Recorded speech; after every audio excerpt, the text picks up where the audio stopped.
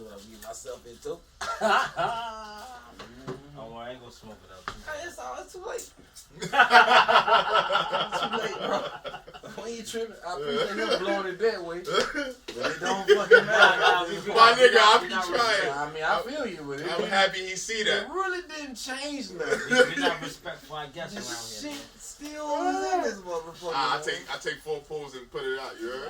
It don't matter, bro. I think Let's it's go. just this room at this Let's point. do it. Let's do it. Lord Jesus. You forgot your intro? It's been a while. I see you over there thinking. I see you over there thinking. What are you saying? You know, here go.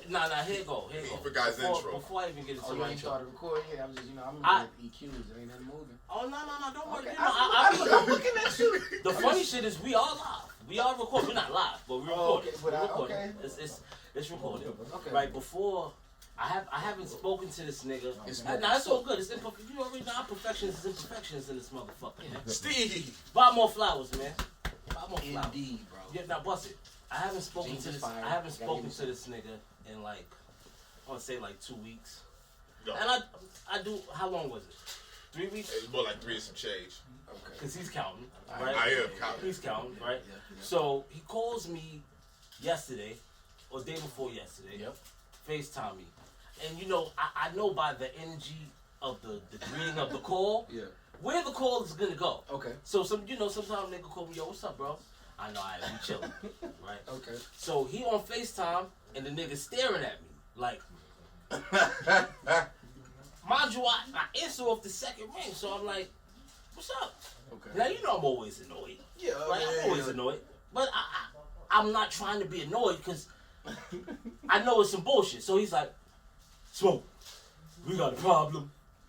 I said, a problem. The story's good. I said, what did you do? What did you do that I don't know about that we got a problem? Okay. Nothing. I said, exactly. I said, so you're projecting your shit on me. That's good therapy. I'm a Virgo, brother. Oh, okay. I live in my brain. I live in my brain a little There's bit. 2 Virgos. It's 2 Virgos. It's an August Virgo and a September But then Virgo. Okay. projecting. Look. That's my therapy. You know, I'm letting my therapy work for my my friend. Okay. So he's like, he worked up, and I'm like, yo, bro, we don't have a problem. I don't know what it is. I just been busy, Yeah. right? Yeah.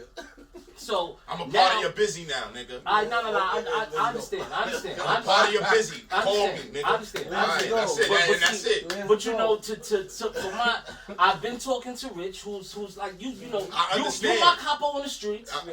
That's my capo in business. That's a fact. Right? Yeah. So I've been talking to Rich, Right. and Rich has been relating the message. Facts.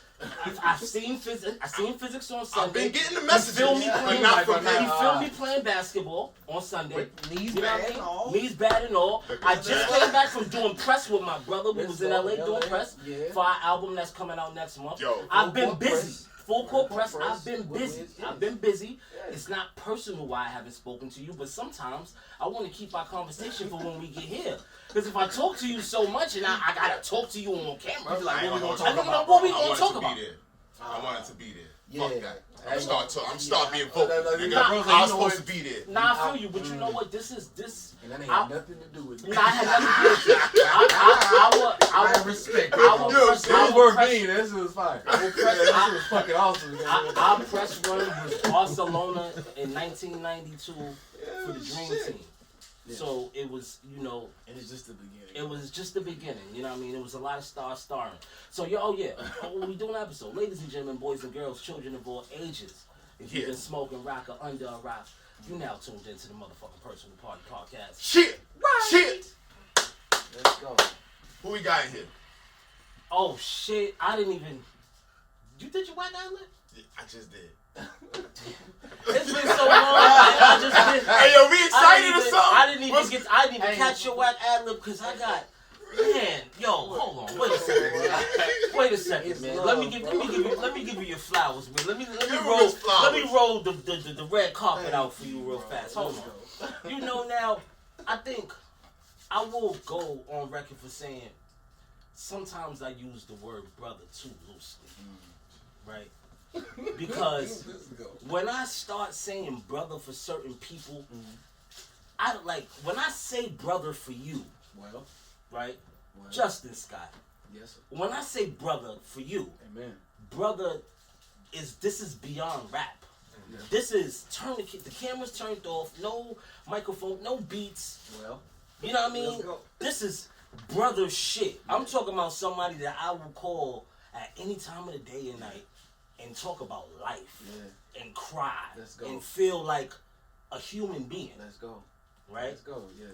From and this is 10 years plus. Let's go. Right? Mm-hmm. Now, the first time I heard this brother was from a guy named Perry Landisberg. Oh shit! Right? shout out to Perry Landisberg. Ringtone gang. Okay, Ringtone gang. You know what I mean? The first time I heard, I just touched down. Instantly, I said, I gotta work with this cat. Wow. I said, who made that beat? He made that beat. Him. Right? Then, fast forward, I had the honor and privilege to be in your presence, right? When Johnny heard you and was blown away. And like every artist, special artist that he's encountered, I had the pleasure of being the first one to be like, he be so excited. Yeah. Like, yo, you gotta hear this. Yeah. Right? And he's like, yo, guess what? I spoke to him. And I think we about to do some business. And you came to New York City. Okay. And we was fucking friends ever since. Yeah, you sped that story up though. I didn't. I mean, I want to say one Go thing, ahead, bro. put it in the foot. I met you, bro. I had on some polo boots, a polo sport shirt, and like some fucking Ed Hardy denim. Hold on, yeah, man. I was fucking down bad. You know bro. the time because of that. Yeah, I got down bad, bro. Whatever. You see nigga pull up looking like Crocodile Dundee, looking like a medic. The nigga had on the medic hat, the medic patches, all that. And I think he had like a book bag. It was all like he's saving lives with the bag. And the nigga looked me up and down. Mind you, everybody been kind of like, that's polo? That nigga walked in and was like, bro, I gotta put you on this rugby shit. It's like, bro, I gotta put you on this rugby shit. And I don't give a fuck. I'm like, nigga, polo boots in the South, nigga. What y'all talking about? And I threw that fucking outfit together in like a day because I knew I was coming to New York. And I met the nigga and I was like, this nigga looks cool. Like, I was like, wow. Like, he walking in and be looking like a movie. And then I was like, oh, okay, I can fuck with that look. You know what I'm saying? Right. And yeah, I kept the polo boots, changed the denim up a little bit. And from that point, it was going rugby shopping. And so, nigga, I had like 4 rugby shirts. I swear I alternated them bitches for like 2 months, nigga. 2 months, fucking bro. let it alternate. I still got them, bro. I still got them motherfuckers, That's bro. legendary. And it was clean, bro. And every time we would go in the store, it was like, yo, they knew him. And I'd be like, all right, I want those. I get that. We're cool. But it was like, yo, the nigga came in that bitch like Crocodile. He said the niggas in the store knew him. That shit was amazing. I seen him online. Yeah. Mind you, I had looked everybody up on the roster before I even came to New York. And then it's just everybody's like, oh, okay, nigga's a cool person. Then the nigga come through and I was like, oh, okay, this nigga here with it. He was like, yeah, bro, we gonna get you right, bro. Did you feel welcomed? Yeah, I mean, but for me, it was, man, it wasn't even about the being in the room with them. Man, getting off the flight and just getting into a cab was overwhelming. So by the time I got in the room, I didn't really give a fuck what people thought about my clothes. I was like, nigga, I'm in New York, and I'm looking out this window, and these rappers I'm watching, and I'm like, oh, this is a different move for me. I didn't give a fuck what people thought about my clothes. I was broke as shit. I broke my bank for them polo boots. No. But hold on, we got so far ahead, I didn't even finish my intro. Keep it Can going. I finish my intro? Nah, this is the best intro yet. This is This the best intro yet. I ain't gonna hold you. Right? Now, hold on. I got not only one of the greatest artists in our time. Facts. One of the greatest artists of all time. Alright. And when I say that, I don't say that loosely. I'm talking about a nigga that could write songs for himself and others. He can sing. He can engineer. He can mix and master. He does. He's the one-stop shop, a visionary for the music as far as he knows how he wants his shit to look as he's crafting it. That's a art and a talent within itself. I have my motherfucking brother from Meridian, Mississippi. Mississippi in this bitch. You heard me? Well, let's go. Big 300 block. You heard? What? 300 block. Big 300 block. My nigga is a. You know what I'm saying? We do our research over at the personal party. All right? 300 block. You know what I'm saying? All right. All right. You know Talk what? your shit. King remembered in time. King of the South. No, we not gonna regionalize and generalize that. We have one of the kings of the motherfucking music game. Talk your shit. We have motherfucking big motherfucking K.R.I.T in this motherfucking The fuck is going on, man? You know what I'm saying? I go on record saying this shit. Critical, you know what I'm saying? Critical Productions. What you know about bro? What the fuck, Critical, nigga? For one, I'm happy to see you in New York City, alright? Now I can let my excitement go. Let's go. My nigga is in New York City, alright? We Because we could have did this interview. We could have did this interview last year. We could have did it on Zoom. I could have came to the A. I could have bought the equipment to LA. Right? But I said, nah, I'm not letting this nigga off the hook. I'm not letting him off the hook. He gotta come sit in a room with the essence. You see, I immortalized us. Hey, bro, but you ain't giving yourself enough credit. I walked in here and I was like, bro, your member Big is beautiful. It's amazing, bro. Man. You're well traveled, bro. R.I.P. Scott Hall. R.I.P. Scott Hall. R.I.P. the bad guy. You know, I'm sorry, man. We got the bad guy. You know, but this shit is like beautiful, bro. It's beautiful, bro. Thank you, man. You know, and I've been honored and privileged to share a lot of these moments. Yeah, man. A lot of these moments, you know, you're a part of it. I'm kicking it like, yo, bro, keep doing your thing, bro. Get another picture, bro. I'm definitely there, like, bro, get another picture, bro. Like, fuck it. My brother, how the fuck are you doing? I'm good, bro. I'm good, man. Like it's amazing to see the world open up, like, to this degree. And for me to be here, bro. It's been some years, actually, since I've been in New York and talking to you. You know what I'm saying? We move around, but this is crazy. And I'm proud of you, bro, because this is a different... Oh, shit. Nah, we go. Hey. Reflexes is on that, boy. But nah, I mean, what I would say is, bro, the way you are as far as your musicianship, the legendary status, people gonna pull up for you, Smoke. You know what I'm saying? Because the camaraderie, like a lot of us, man, might have never been to New York before. We meet Smoke DZA and we feel welcomed. You know what I'm saying? And then it's like, as soon as I pull up, I'm gonna hit Smoke. Bro, I was on 9/11 stoop with you. You definitely was on the 9. I definitely was on the 9. Many times. I'm like, wow. And then it got to the point where it was very comfortable. Facts. Being out there, like. Facts.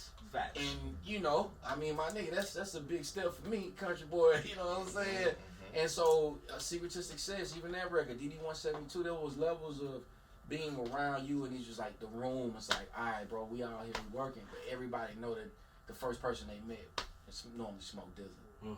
And then Smoke DZA's like, hey, bro, gatekeeper. Let me show you this, let me show you that, bro. Look at it, like, yeah, bro. So yeah, that's a big look, bro. He giving you your flowers right now, nigga. I mean, bro. You know, this is I can't stress the word brother when I talk about this guy, because this podcast is just being filmed. Me and him have podcast conversations every single day. Definitely. You know what I mean? Every time I'm on the Just phone, yesterday.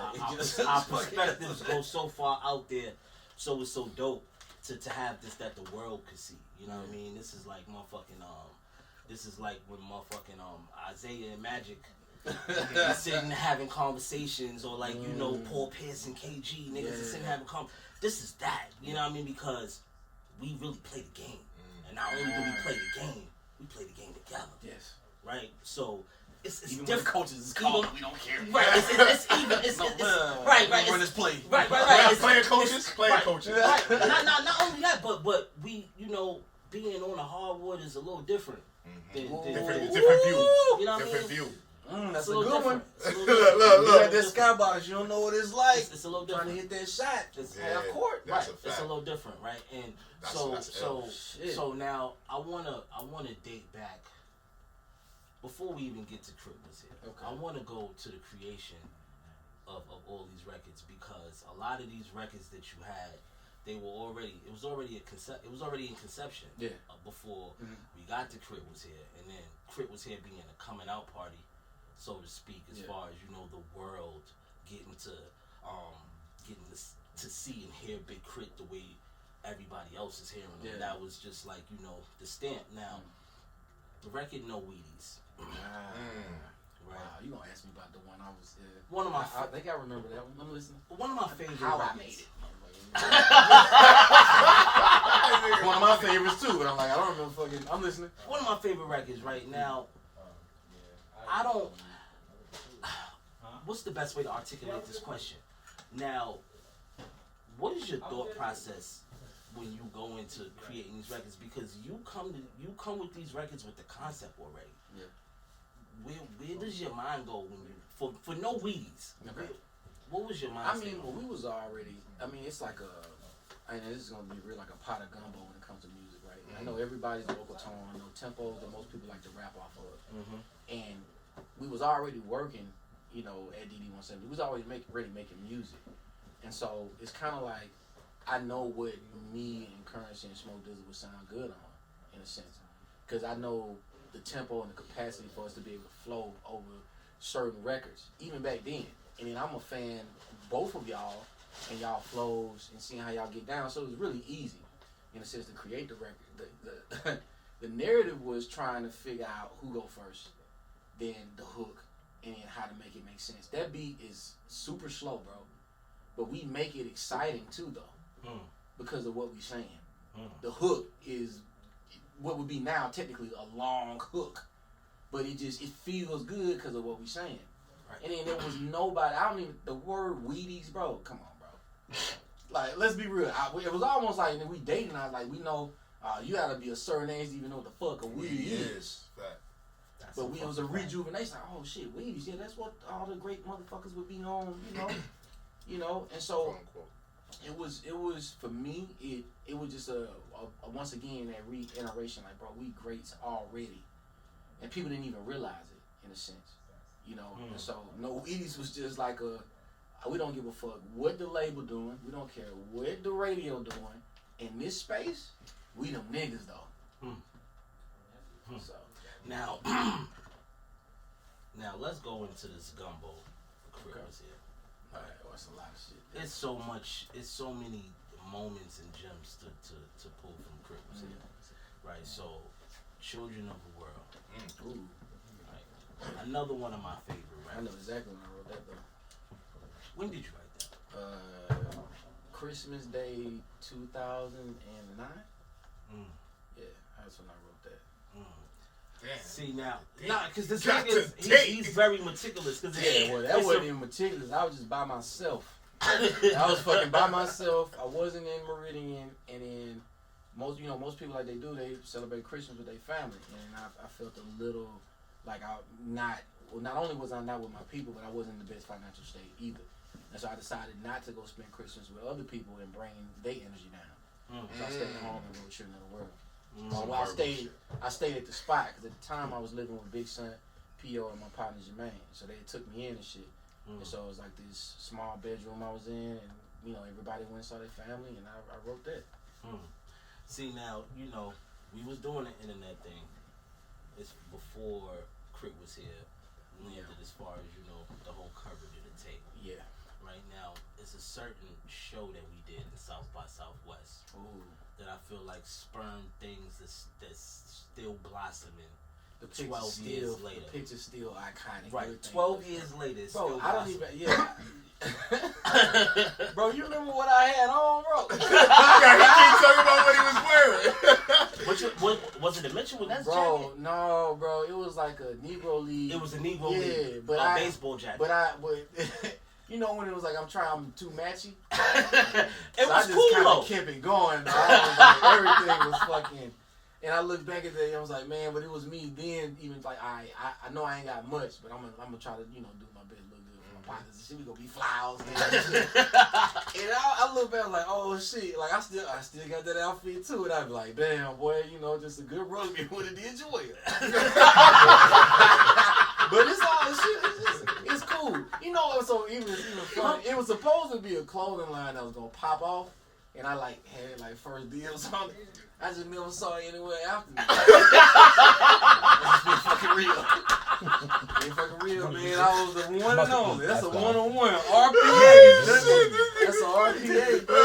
Now, that's a rookie player autograph. That's a rookie pants autograph. I'm one-on-one. Now hold on, right? So I have a habit of talking about and minimizing these fucking big ass moments. Yeah, that was right.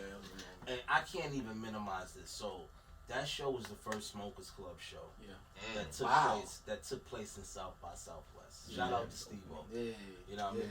Because Steve was the one that told Shipes that we should do this show in South by Southwest. I'm like, oh, okay. Right. So that's how that even came about. Yeah. Right? So now that show in South by Southwest. Yeah. We had a house where we all stayed. Yeah, I met the whole You squad. met the whole squad that day. Yeah. Now, not only did you meet the whole squad that day, but you did another legendary record that happened to be on K.R.I.T Was Here. Yeah. That goes by the name of Glass House. Yes, sir. Now, I had just had my twins, so I think I had left the day that Wiz had came over there. It was either the day before or the day after I was there. All that shit happened the same day. I'm like, damn, that's crazy. I really want to say he wasn't there. I know I wasn't there. Okay. I wasn't there. Yeah, I wasn't there, right? And when I heard that record, I was so excited. Not just for one, I love the record because the record is fire. Two, I got 3 niggas that I really like their shit on a record together for the first time. Now, Wiz and Spitter was a tandem already with car service and different records that they had surfacing, right? And then when you came into play with that, it just felt like the big 3. Yeah, right. Let's go.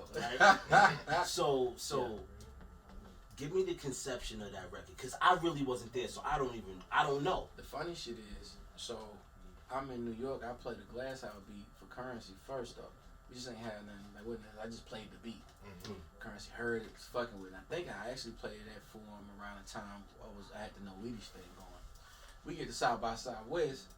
Currency just like, yo, play that Glass House shit.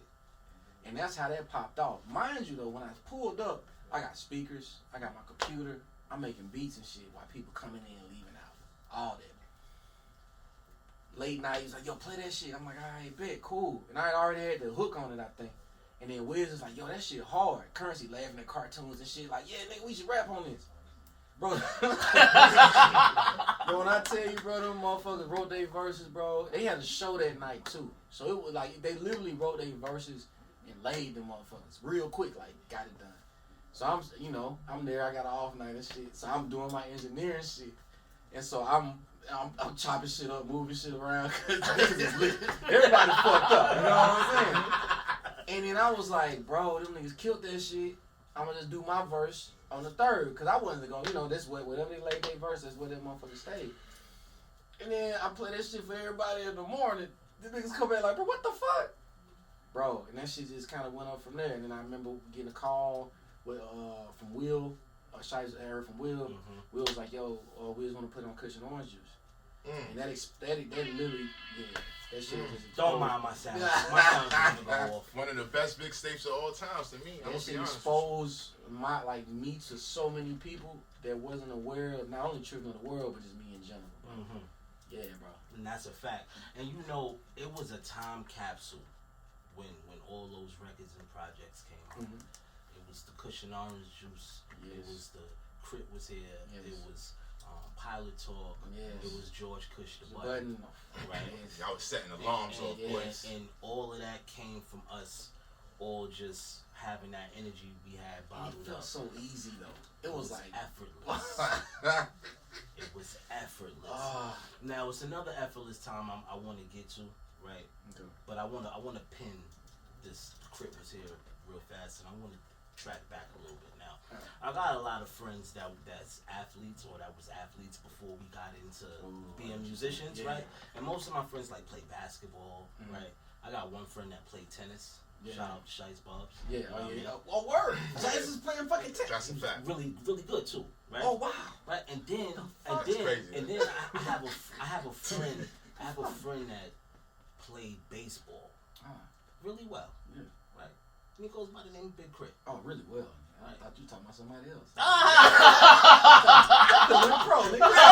shit! Talk your shit. Really well. Talk your shit. Right. So now.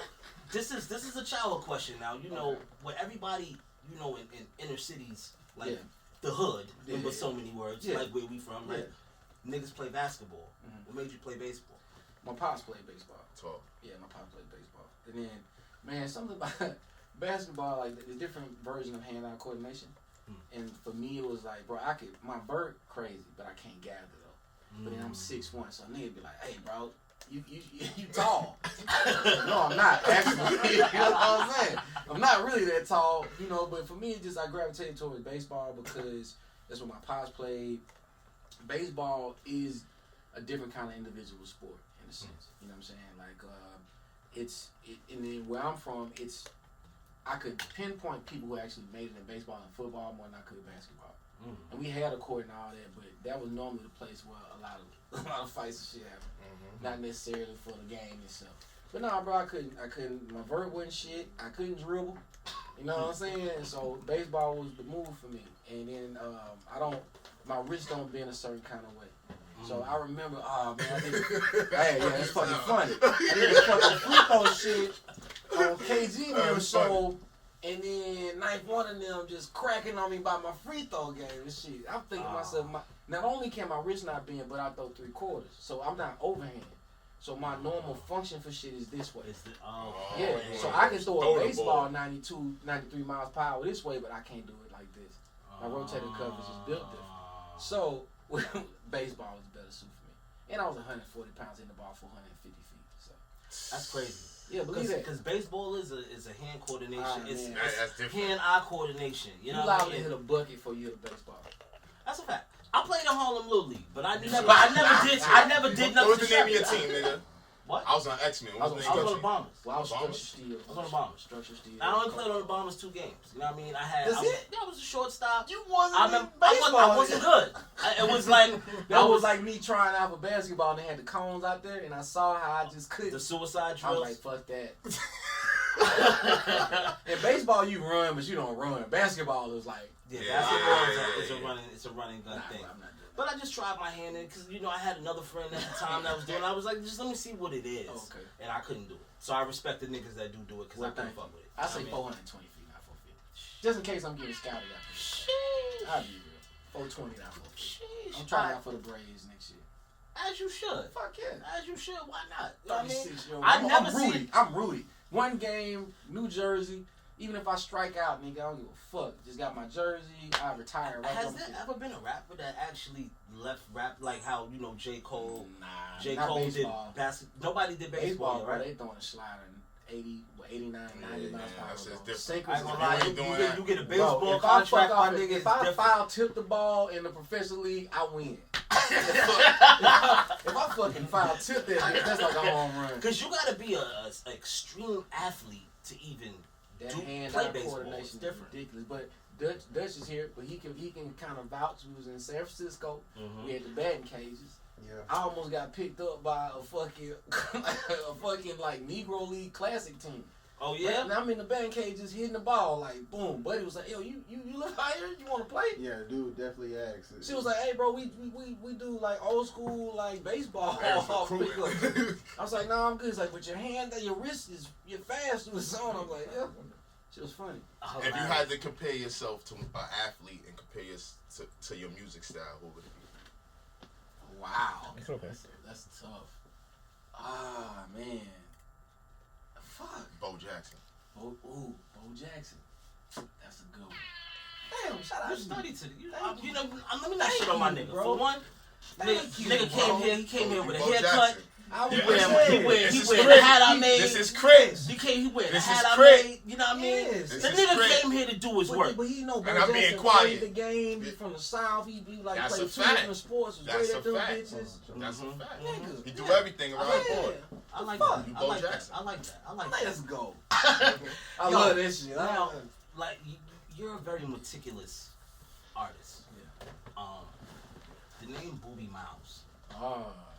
What is the origin behind the name Booby Mouse? Saw the movie Friday Night Lights, Mm. and I was like, oh shit. That's me. Mind you, I know spoiler alert. I thought the niggas was gonna win.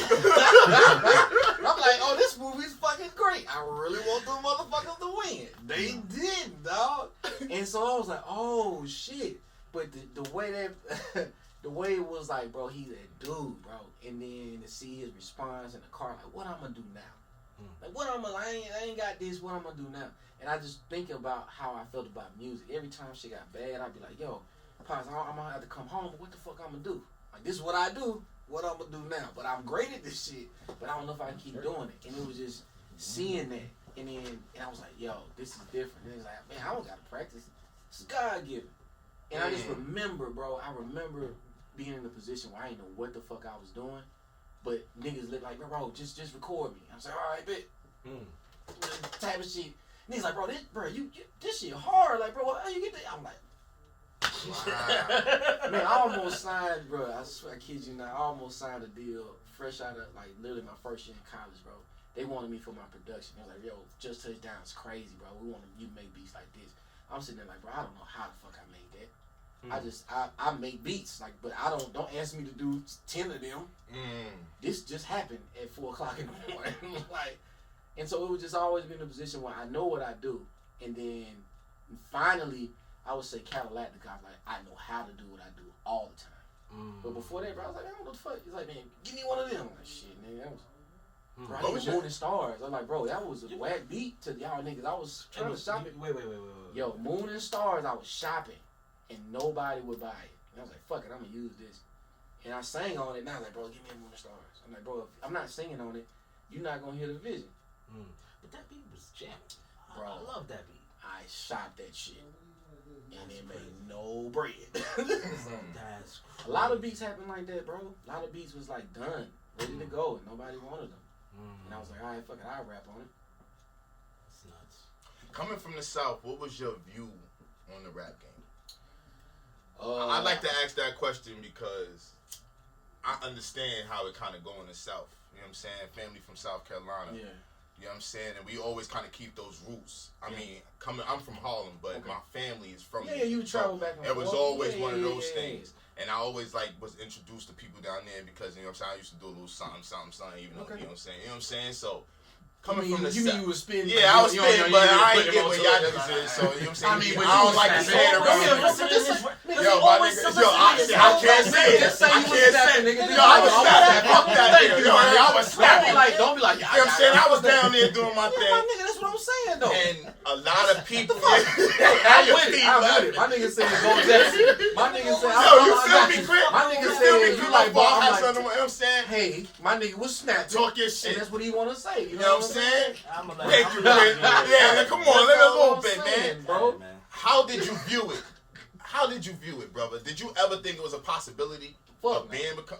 Nah, first off, I didn't think it was a possibility because where I'm from, the idea, like TV, when I was growing up, looking at somebody on TV was like this impossible shit. First off, like the TV is a fucking different universe. Right. And then the idea of being on 106 and Park and all these things, but it's still the want to accomplish it. But the bare minimum is like, I just want to be on the radio. Then the bare minimum is like, man, I just want to go to Birmingham. I just want to go to Atlanta, promote my music, perform in front of people, like open mics, shit like that. But I knew that in order for me to get farther, the lyrical side of me had to be present. The production got me in rooms with people. Because if I'm killing, I'm a body on records, but I don't make beats, niggas ain't want me on their records. Then it's like this combative thing. But if, fuck how I'm rapping, niggas like, bro, who made the beat? I'm like, oh, I made the beat. Then I get in the room with them, and I don't gotta rap. But I'm building this relationship. He's like, well, who on the hook? That's me on the hook. Shit, bro, can we keep the hook? Yeah. He's like, bro, you rap? Like, yeah, I rap. Yeah, shit, jump on, I bet. And then it just keep building with people, and it's not this competitive nature thing, right? Because I can fall back. It's like, bro, I just heard you on this record, bro. And then from that, we just keep building. And so I just knew I had to be lyrical. And I learned a lot of that from watching David Banner, how he moved. Banner is a lyrical motherfucker. That's a great footnote, because I swear that... I swear I was David Banner's a lyrical mother, and he is like, I'll body you. That crunk shit is like, he can do that, but he body you if you're not awake, if you're not patient. And he made the beat. So seeing him and see how he was able to get in rooms with people. And I remember, and I say this every time, the Noriega Capone record he had, I was like, how the fuck is this country nigga? He's like, from Mississippi got a record with Noriega Capone. I was like, this is crazy. And this shit jamming. And for me, it's like, wow, he everywhere. And I mean, wanting to be like that. It's like, oh man, that'll get me in the room where I don't have to try to be a rapper in the moment. And in the minute I say I'm from Mississippi, so I'm like, that beat jamming though.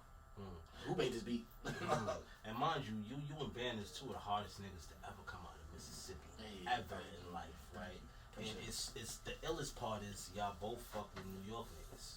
Oh yeah. Because I seen Ben, I want to say 3 weeks ago at Conway's listening party. Yeah, right? Yeah. And that was my first time like really being. He embraced me so warm. It was a warm welcome because he knows we're brothers. Yeah.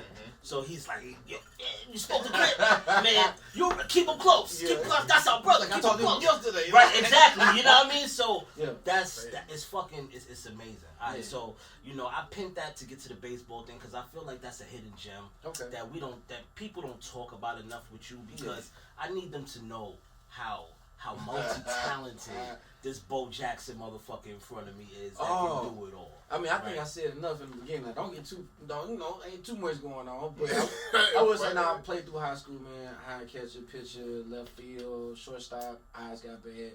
Where I wear shades and glasses now. All these shit got medicine, prescription. You feel me? I put my ass on first base. I couldn't see that ball. I had a game. Well, we had like a game or two. Whatever. Coach told everybody he wants to shave our beards off and shit. Like, we getting older, so motherfuckers is like, man, I'm a singer. I'm like, man, I got my shit together. Man. Yeah. It's my manhood. Yeah. I shaved my shit off. Fuck it. And I'm like, man, I'm gonna quit this shit. Quit literally baseball. Then went to Atlanta like the next day. Over made like $500 off of like 10 beats. I'm like fucking 16 years old, bro. I was like, man, fuck baseball. I was like, man, I'm gonna get this money. I was like, wow. I was thinking to myself, like, man, because my cousin, amazing baseball player, and he went through a lot in like single A, double A. So for me, it was like I wasn't as good as him, but I had potential in music. So I was like, well, I'm gonna just do that. I saw it early, and I was going to school for architecture. I was like, man, I'm in drafting class, drawing. I asked the dude, I was like, man, how long did it take you to start making money on your own? Cause he come in there, he's like, I'm good. He was like, yeah, man, I went to school for this amount of time. I interned for 4 years. I turned 32 and I started my business. And he was like fucking 38. I was like, hell no. I was like, I don't got that much time to start making money. And so shit, I was like, it's gonna be the music shit for me. And so I was literally producing records for most of the people in my city, rapping, and that was it, bro. I quit baseball. And it took my dad a long time to like understand why. But he started to see, even though I wasn't on the baseball field, he was playing my music when baseball players was going out. Or people would be like, K.R.I.T, that was a song I had. Then I'm on radio with this Adidas Ones in the Club record. And so he started to be like, you know what, that's cool, because I created the identity for myself outside of him and my brother. And it was Big Krit and not Justin Scott, you know what I'm saying? Amazing, amazing. Yeah. Now, since we on the early days of Big Krit, legend has it. Legend has it. Yeah. a certain New York rapper from Brooklyn was one of the first rappers to reach out to you. He happens to be he happens to be a Rockefeller artist, and his name is Memphis Bleek. Yeah. How did that? Where did he reach out to you? Man, I can't. The A&R, I forgot what label. My cousin at the time was managing me. Again, it was a lot going on. But I forget what record Memphis heard, but he definitely wanted to sign me and shit, bro. Wow. That shit was wild. And it was like it was like, oh shit, we about to do this. But again, it was just not only communication, but I knew that I wasn't ready. It was back to that, you want this from me, but I don't know how to make that consistently. So I might it might break like 10, 15 records, and then the 20th would be that record. So it's like, I can't do it. That's verbal honesty. Yeah, it's like, man, we didn't do it, bro. It was just, it would have been too premature, bro. Look. That's crazy. Yeah. But Bleek got South ties too. You remember he was up on T.I. early. He got songs with them niggas. All I think was Brown Hill. Yeah.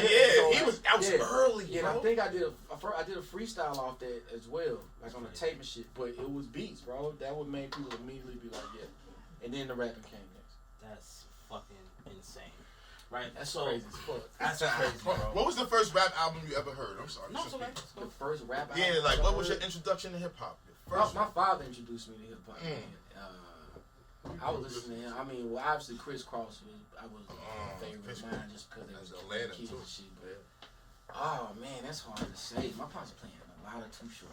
I don't know what the fuck he was. Word. Too Short. I fuck with your pops. Too Short, E40. And that was like my early years, and then I remember being like him being like, well, I Bone Thugs, me and him both was in the Bone fucking Thugs, one of my favorite group ever. Same time me and him was in I hate to say that because we're Luke 2 Live Crew, Scarface, he loved fucking Ghetto Boys. Ghetto Boys.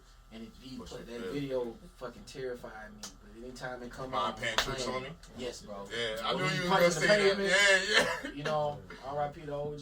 Like, I mean, but my dad was very, it's into hip hop. Yeah. And my cousins now put me on to like UGK and all these people like that. Yeah. Speaking of UGK, right, another important record in the Big Krit catalog that you reference a lot in regular conversation. Yeah. Oh, country shit. Yes, sir. Right. So the original record was already a hit. Yeah, I did that too. I played it. Was you around? Of course I know I played it. I know I played it for Steve. We was shooting Children of the World, bro. Chide and Kude was down there. Played it for everybody. Playing it for Steve. I was like, yo, this is it. You just said Kude and Chide, so just like it was just like a food. Man, so much happened. happened. Yeah, Kude and Chide was there. So much. We won't get into that too. So much happened in that day. That when the Krit Was Here cover happened. That was the beginning of the stamp. Didn't they shoot your first music video? Yeah. We sided on that video. We was in a hotel in Meridian, Mississippi. We had just did Hometown Hero. So we get to this hotel and shit, and then we want to do one more. And we're going through it. And Steve was like, yo, Children of the World. And then we coming up with the cover too. He's like, yo, we should just do it right now. And I had on this fucking button up. And then I ain't gonna mention shot it with my pops pulled up. It was like a whole thing. And we shot that shit in the hotel. I was tired as fuck, bro. It's like, yo, bro, this is guerrilla style. Let's do it. Right. And then I think we drove to fucking Jackson, Mississippi, like, and playing country shit. And that was the beginning. Like, wow, this is the one. It was a record. It was a record before the features got on it, right? Definitely. And then having the features, obviously, you know, having UGK influence in your music and seeing how Texas gravitates towards you. Like that's I would from Texas. Even though you reside in Atlanta, I would like to say Texas is your second home. Yeah. Because I see how they treat you and I see how you own the stage. Yeah. When you in anywhere, any crevice in fucking Texas. We need two nights. We need 2 nights in the Warehouse Live for Big Krit. Because you know the first night is sold out. Yeah. So we need 2 nights.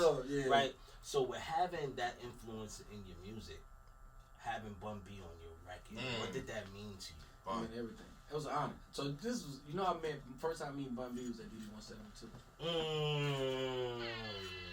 I don't know. He literally came to holler at. It was like an art show.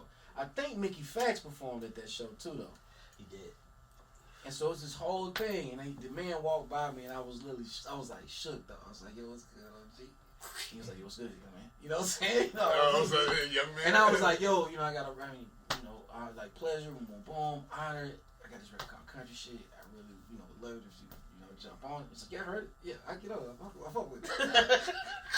Mind blown. Bun be knowing everything. Oh, Niggas be thinking Bun don't know, and he'll pull out his phone and show you his iPad back in the day. Your shit be in there. Bro, my mind was so blown, and then it happened. And but the OG was like, yeah. I was fucked up. I was like, I didn't know. I was like, wow, I just met Bun B. And just sitting there. One of the moments. Yeah. Just standing there and shit. And I want to say right after that, Black Thought walked up. I was like, what the fuck? It was a great night. I mean, DD 172. That's gonna segue into this my next spiel, right? Because, like I said, we was on the hardwood, and when we was on the hardwood, that was a part of the start. That was our playground. Definitely. That was our record park. Easy G League. Right? That was G League. That was good. I wouldn't even say G League. It was bigger than G League. It was bigger than the G League. It was the NCAA. Oh, March Madness, you it right. Was March Madness. Okay. I've been playing too much NBA 2K. They make you go to fucking, you gotta go to college, then the G League to get these boosts and shit. And even more important, right, to take away, and let me cross into the Marvel world, right? That was our X-Men. That was the X-Men. We was like X-Men, right? Because Dane was like Professor X. Okay. And then we all was like in our habitat just practicing our superpowers. Yeah, that's fine. Yeah, okay. So in that time, right, I remember when we did The Secret. Right, and me and you, right, we used to show off a lot. Especially when did you other notice? niggas was around. I thought I was being discreet. we was showing off because we always felt accepted, but we always wanted to stand out to let niggas know that we belonged here. Yeah. Right. So when we were cutting those records with Ski, shout out to Ski. Ski Bills, right? Those was, I don't even want to call them humble times because they was bottling up an energy that I feel like spurned to a lot of other artists after us. Right. Now working in DD 172, what was that experience like for you? Oh man, it was like it was definitely a creative club, right? You go down in that motherfucker and it's dark. It's fucking dark. And the only thing lit up is the mic and Ski Beats like situation.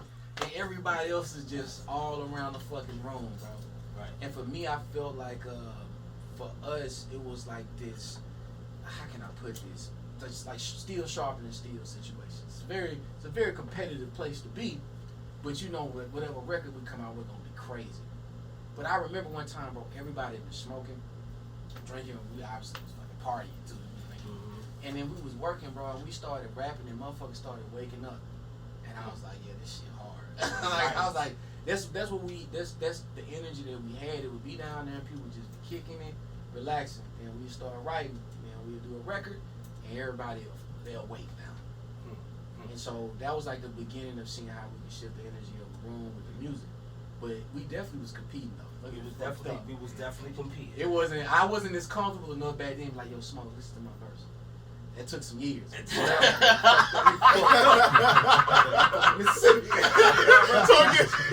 Show out on you. When we get back to Johnny Shady Crib, you ain't gonna be talking about me. These polo boots I got. Holding the scene the whole time. Nah. But that led to our camaraderie of being our own little duo when we get on songs together. Now we just double team. Now everybody else is just some other shit. But I learned with you, man. Something like for me, it's like we also know, like, bro, I'm gonna do the hook. Or bro, you know what?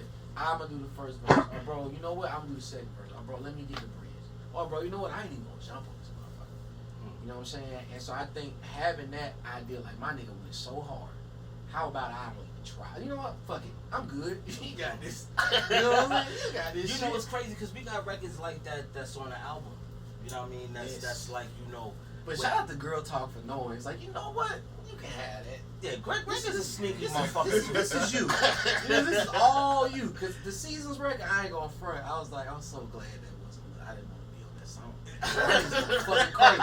It's like, I was like, what the fuck? It's like different flows and shit. And then I didn't hear the beat like you heard it. So I'm like, bro, I like you on these tempos. Like, this shit is, He was like, yo, it wasn't like that when I did it. But he sped it up like, yeah, nigga, this shit is jamming though.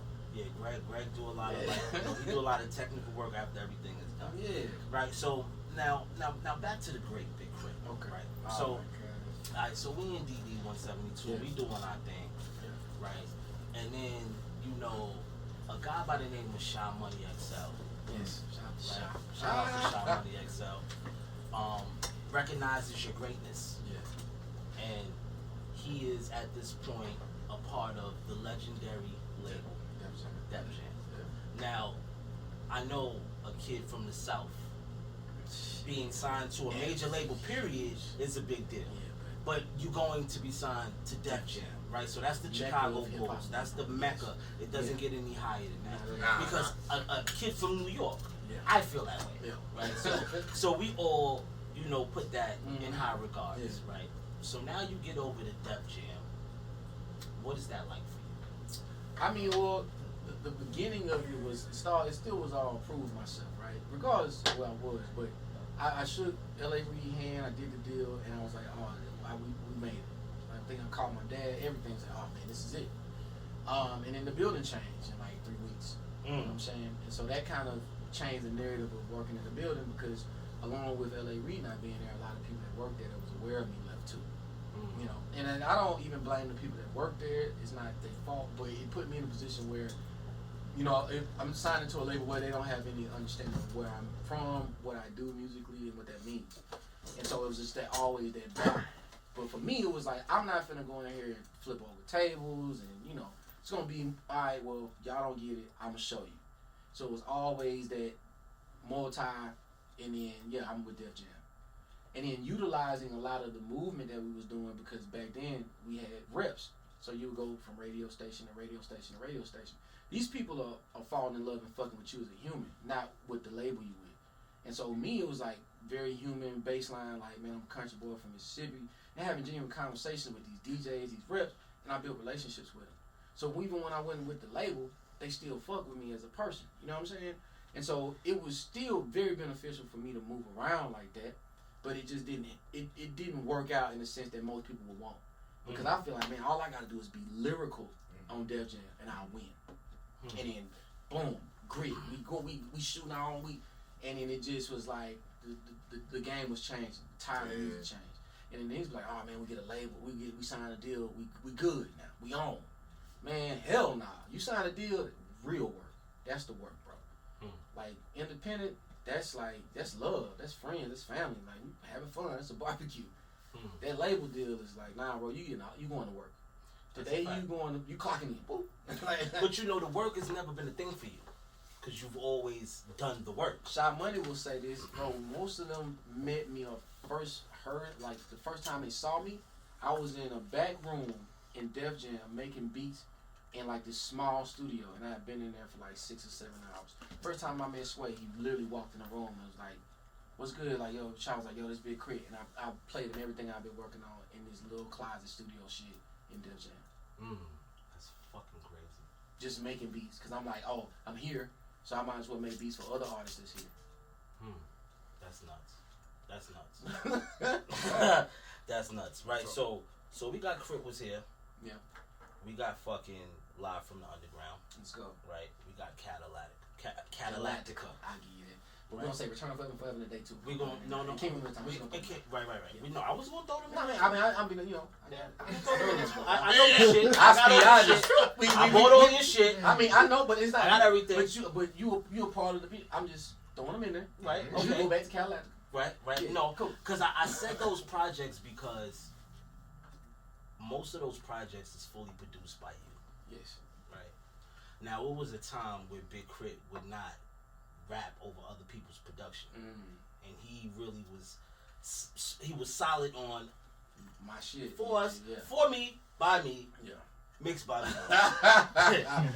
Mastered by me. Yeah, mastered by me. By me. This is me. By me. Yeah. I sang, oh, who's that singing? Is it a sample? No, it's not a sample. No checks out. No checks out. I did that. Everything. So when was it comfortable for you to say, you know what, let me stop hogging my shit and let me just Let me fuck with the world for a second. Let me see what the world got to offer for me. What they got for me? Two things happened, man. Before Live from Underground came out, I'm in the parking lot.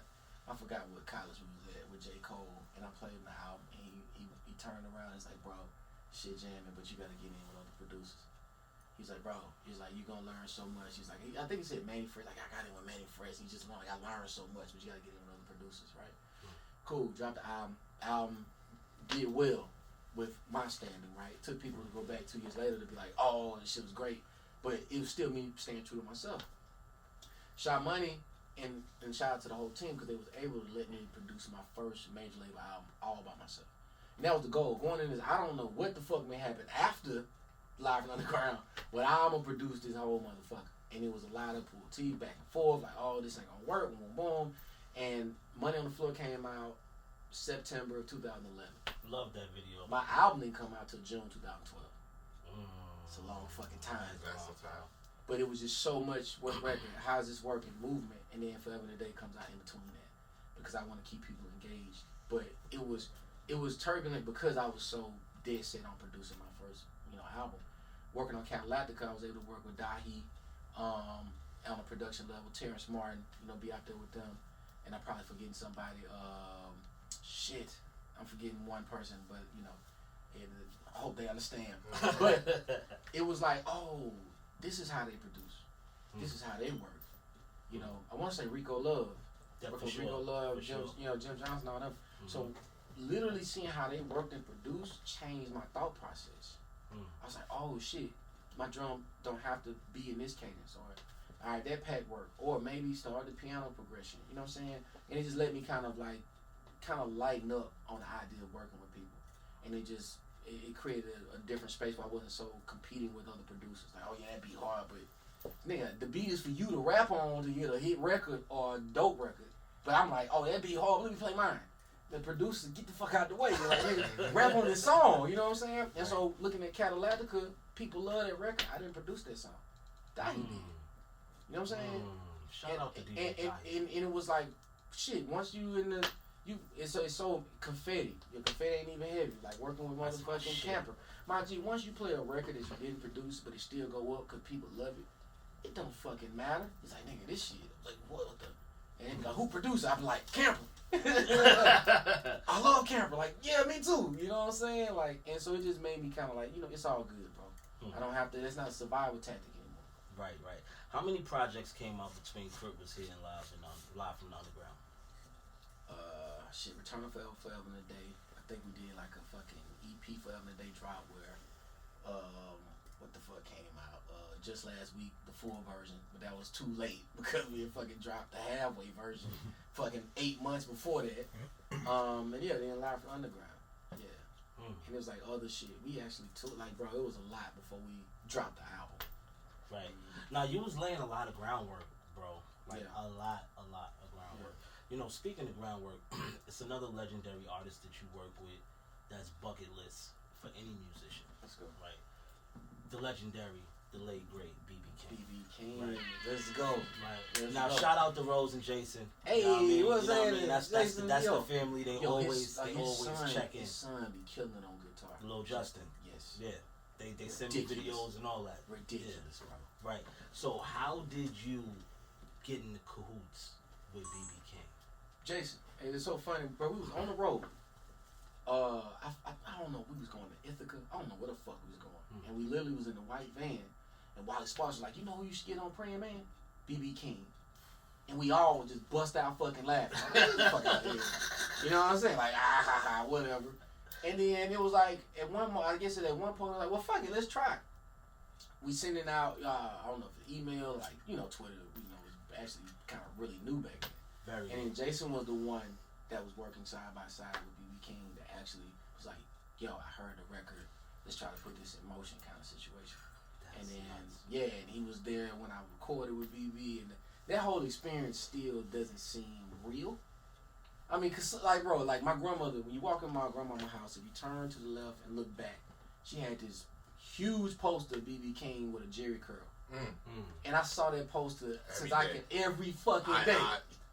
Every day I'm like, yo, and that's what it is. Might you know what I'm saying? Jesus. So and so to be there in the presence of him, and I was like, all right, I'm doing this not only for my grandmother, but he didn't even realize, like, man, there's so much of, I've seen you bad baseball games, graduation, my first girl, all this shit. I turned back, put this key on the door. Your face is just like, what the fuck is good talk? Like, good job. Nigga. And so to be there in the room with him, man, Jason in there, man, and he just That's like, crazy. bro, the man, he was like, he knew my name. He was like, yeah, Justin. He's like, yo, you hear it? You taking care of all this? I'm gonna call you boss till we done. You boss. You're not Justin, you boss. I kid you not, man. Listening to the record, going over the song, playing guitar, every time he referred to me as boss. That's crazy. Shit was fucking phenomenal. I was like, wow. Grandma. It's like, boss, you is that good? You want And then he was singing on it first, and he was like, yo, bro. He's like, boss, you want me to play the Lucille on it? Woo! I was like, yeah. Bro, the 3 takes straight through. 3 takes, no stops, no chops, and I used the first one. He was just doing the second and third, which just because. That's fucking. And I got the penny loafer tapping, all that shit, just crushing it. Yo, did he give you any gems? Yeah, I like, can't tell y'all things he said. Well, give me some. Give me something that you can share with me that was inspiring for you. So he was like, yo. So I remember when I first met Lil Stevie and Lil Mike. So I'm like, Lil Stevie, Lil Mike. I was like, he talking about Stevie Wonder and Michael Jackson. He was like, man, yeah, you know, so I met Lil. He had a diabetes. It's like, yeah, when I met Lil Stevie and Lil Mike, I told him, he was like, no matter what you do, stay on the road. It's like, no, don't matter what happened, stay on the road. Build your fan base, tour, stay on the road. The man literally was getting ready to go back on tour. His physician had came through to check on him, and he was still touring in. It's like, stay on the road. Man. Y'all hungry? Go to BB King's across the street. Just take me to BB King and give us something to eat. But yeah, stay on the road. He had some stories I'm not sharing though. See, those type of black men was built different though. Yeah, I'm different. They was built different though. I just think about touring. I was like, my grandmother was a fan and touring, and I'm just glad she didn't go on like to a tour show back then. Oh man, I'm just glad she from a distance enjoyed the music. But yo, when I say these names to you, what do it mean? DJ Brad, DJ Folk. Legion of Doom. Wow. Well, DJ Folk still DJ Folk. DJ Brad would be Black Bill Gates. Okay. DJ Brad broke Legion, but then Black Bill Gates. Damn, and I did say those names wrong. So Black Bill Gates was the first person along with DJ Folk that heard this record I had called They Don't Know. I met DJ Brad along with my cousin Quack in Atlanta, who also was working with Bo Hagen at the time. Right? And so that's where I first met DJ Brad. But they all are Legion of Doom, and I did showcases, played my music for them. But then DJ Folk was the first DJ that put me on a mixtape, along with Wally Sparks. DJ Folk the mixtape he put on was Trap to Stroll, and it had Trick Daddy and Jeezy on it. That was big for you. Yeah, and then Wally Sparks put me on this marijuana tape because I had this record called Mary Jane, and it had like Ludacris on it. And fast forward, Ludacris ended up being on country shit. Let's go, man. I like how you came in with that. So yeah, yes, right. Wow. So like I said, man, I've had the honor of being a fly on the wall in Big Krit's career in a lot of hot man. moments. He's like a trophy in the hall. Not a fly on the wall. It's like trophies looking at trophies. Like, nigga, you did your shit. Now, no, but bust it though. We had a dinner with one of the most legendary. We gonna talk about this? Yeah, we gonna talk about this. With one of the most legendary directors in our time. That was a rough day for me. Eating Italian food and drinking red wine. Yeah. And that rhymes. It was amazing. All 3 lines. And I'm still going. Let's go. You know what I mean? But anyway, I'm talking about the legendary Spike Lee. Do the right thing. Yep. Right? Now, what video was you trying to get Spike to shoot at that time? Man, bro. Which happened to be the BB King BB King record. Shout out to Steve, he was right. Yeah. You throw it. You need the water, brother? Yes. Oh, no. Right? So right. that you had a certain conversation with him. Yeah. You want to dive into that? And I want to dive into that because I want you to share that conversation. Okay. What was that conversation? I mean, first off, we at this Italian restaurant, and I'm like, this is crazy. Like I felt like we was on really some dude right there. I'm corner with it. He pull up, they know him. Obviously, table and shit. We get there, we just talk about the video and shit. And I'm just so excited. I'm like, yo, this makes so much sense. You shoot this video, kid, boom. And he started eating, and he was like, so, what make you think he gonna change 400 years of what people think about Mississippi? I was like, I was like, whoa, buddy.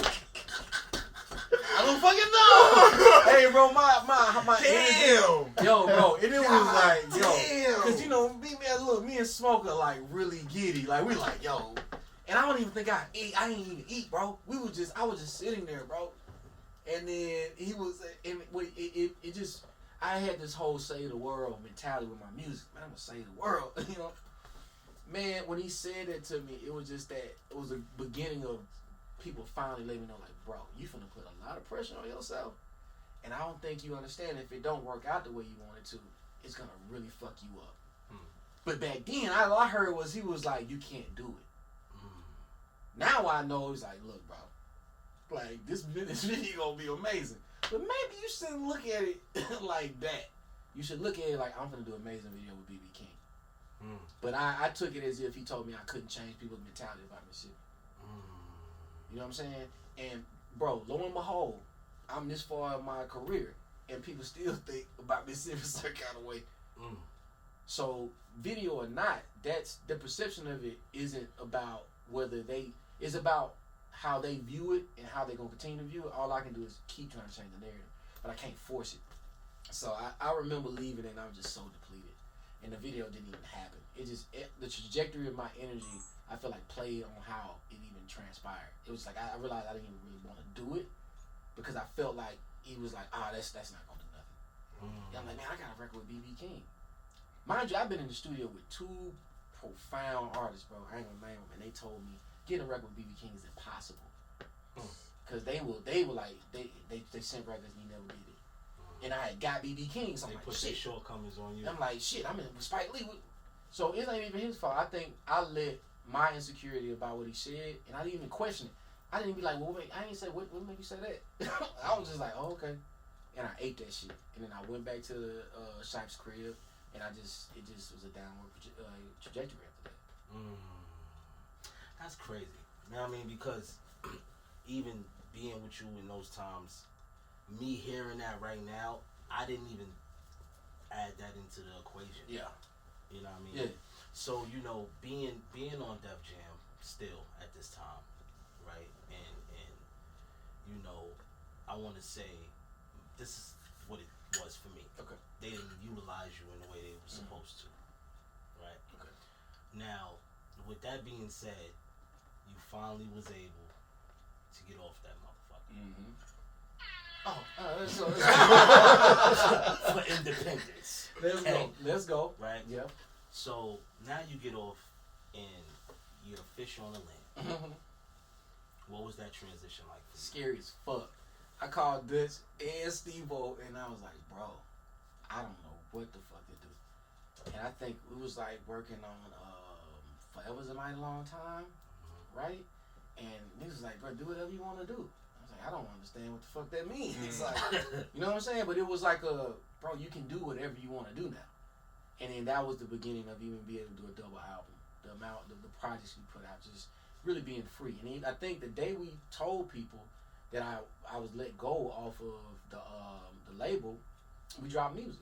You know what I'm saying? Like, and people was like, damn, bro, we didn't even know you was signed to Def Jam.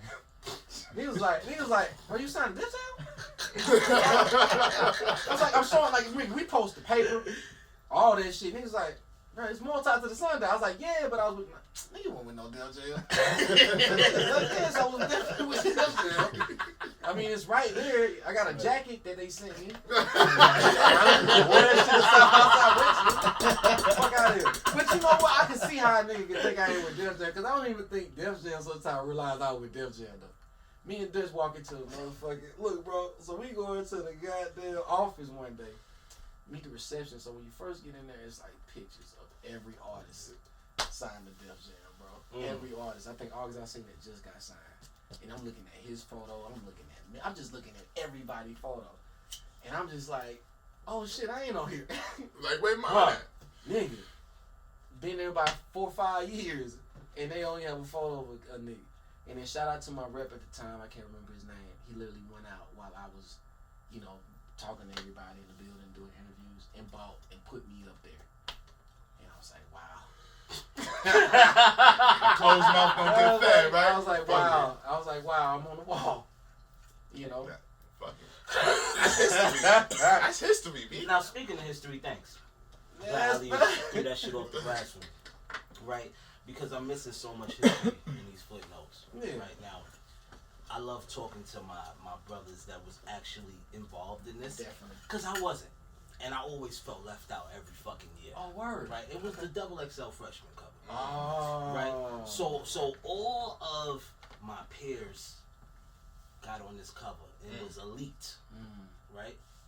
And I never got on the cover. But all y'all were you being on the cover was me on the cover. Joey on the cover was me on the cover because y'all still held me down when y'all was there. Didn't one year you turned it down because you was like, bro, come on, I'm not a freshman. Hell no. I would have never turned it down. They would have, man, look, they could have gave it to me, how about 5 years ago? And I still wouldn't have. How about that? I would not have turned that motherfucker down. I'm not turning down nothing but my collar. I was taking that motherfucker. You best believe I was taking that motherfucker. I ain't gonna bro. That's they fucking laws, bro. Like, and I'm gonna be real with you. You leave that situation and you still go back into the world where you created musically for yourself. Some people, when you there, you see the trajectory of even how the movement is, like the stylist, and you know what I'm saying. Like my homies, which shout out to Steve-O because he's a marketing guru, photographer, and stylist, right? And my niggas like, bro, we gonna do this for you, right? Get me right, shit like that. But this is my friend. But these niggas is like hiring people. They coming through that motherfucker dressed in a way where it's like, bro, you don't dress like that every day, and everybody's kind of. And I was like, bro, the jacket is iconic because that was the first time people saw my face with my brand right beside it. So it was like, oh, that's who K.R.I.T is, But I remember being there. So I'm flying out late night with me and fucking Sahai. We're in the airport and they tell you, man, you can't tell people what you're going to video for. And I'm looking at Sahai, looking at me like, you going for what I think you going for? I was like, yeah. Yeah, what you gonna like? You gonna rap at it? I'm like, yeah. It's like it's on like people on the cover kind of shit. Like, yeah. So, okay. We get on the plane and shit. We get there, bro. And that shit was like so far away from what I knew most of us all did because it's like, oh, now you out. You in the industry, bro. Like people waiting, like they. And that was the beginning. Like, oh, I went right back on tour. I was like, shit, this shit different. Mind you, Sahai was fly as fuck on that cover, but it was so ahead of the time. Niggas ain't even know what to think about what he had on. Fashion wise, the nigga was ahead of the curve. Now you look at what he got on, it's like, nigga, it's regular. Right. But I look back then, I think by now we were still being authentically ourselves, and it shows within the music, even in that cover. Because people can easily catch me in not on, like my merch, who I am, what my brand says, even now. You know what I'm saying? Who was on that cover again? Shit. What was that first one? R.I.P. Mac, R.I.P. Fred, Meek Mill, Yellow Wolf, Sahai, what's my nigga name? Bass God. Yeah, Lil B. I was a nice freshman. What's my nigga name? Yellow Wolf. Well, I said Yellow Wolf. The homie that people be forgetting. I'm like, don't do that. Diggy Simmons was on the cover. Oh, nigga Diggy, man.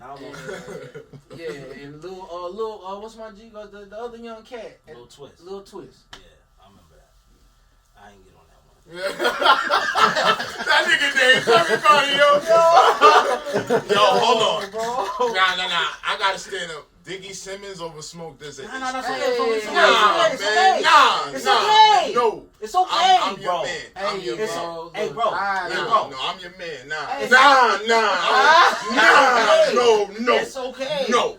Hey, let me say this. I would never, with nobody say. I'll tell Russell Simmons that. Hey, but, hey. No disrespect. No disrespect. I'll tell Russell Simmons that.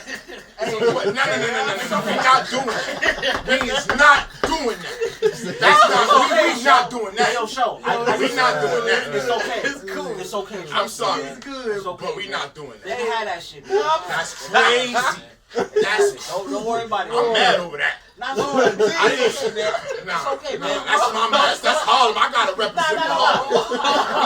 Much Nah. love That's to Diggy crazy. Simmons, man. I'm not saying no love to Diggy Love Simmons. Diggy. Love Diggy. I just said It's okay. Diggy over Smoke DZA. Yo. It's double XL. Yo, it's okay. That's crazy. I'm sorry.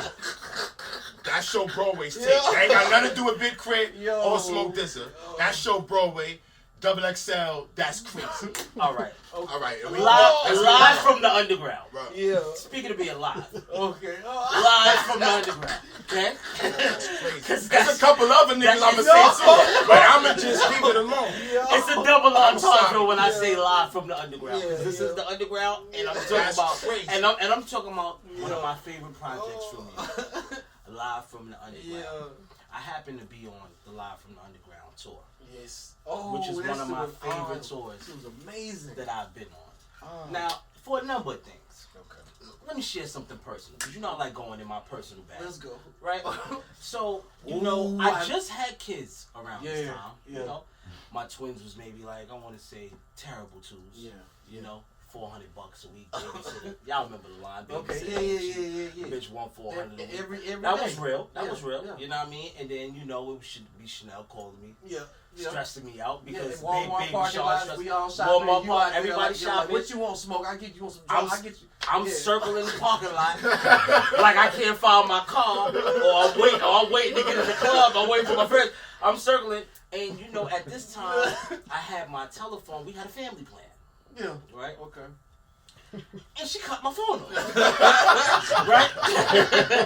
and I couldn't afford to get a motherfucking phone.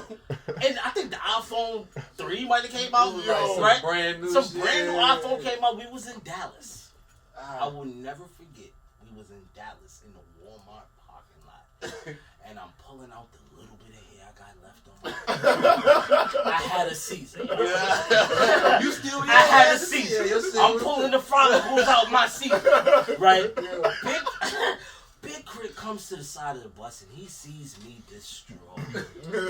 And I'm like, Krit, the bitch turned my phone off, bro. She turned my phone off, bro. I can't even talk to my kids.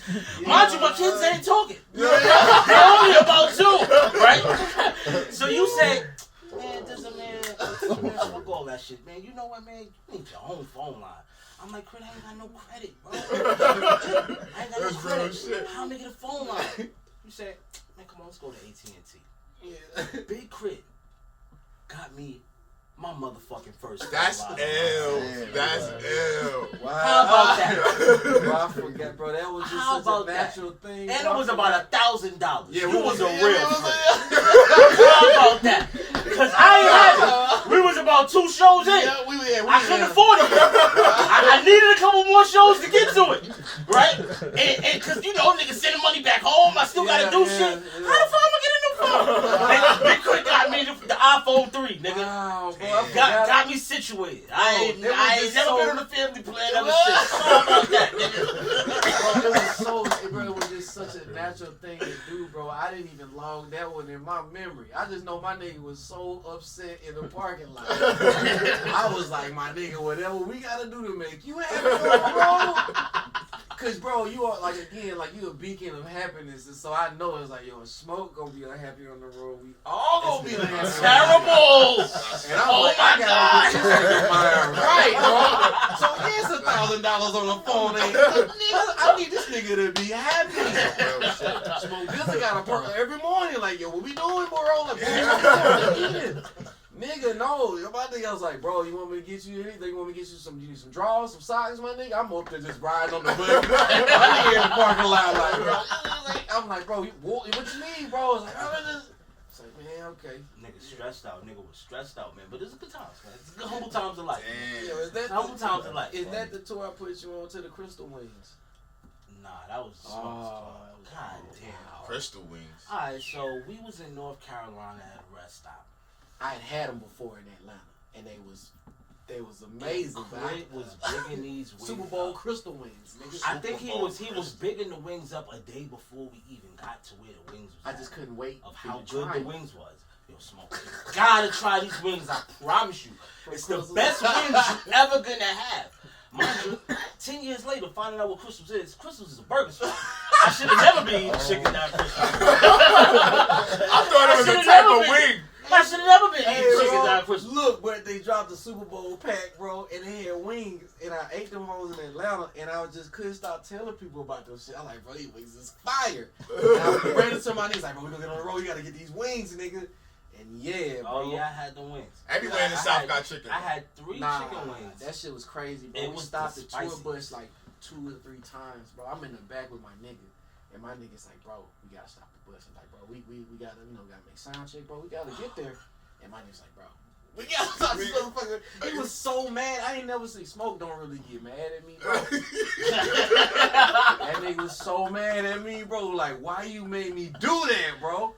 Yo. Like, yo, that was great times, Addicted to bro. the wings. Addicted to the wings. That nigga was so disappointed in me. I shot fire out my ass. Alright?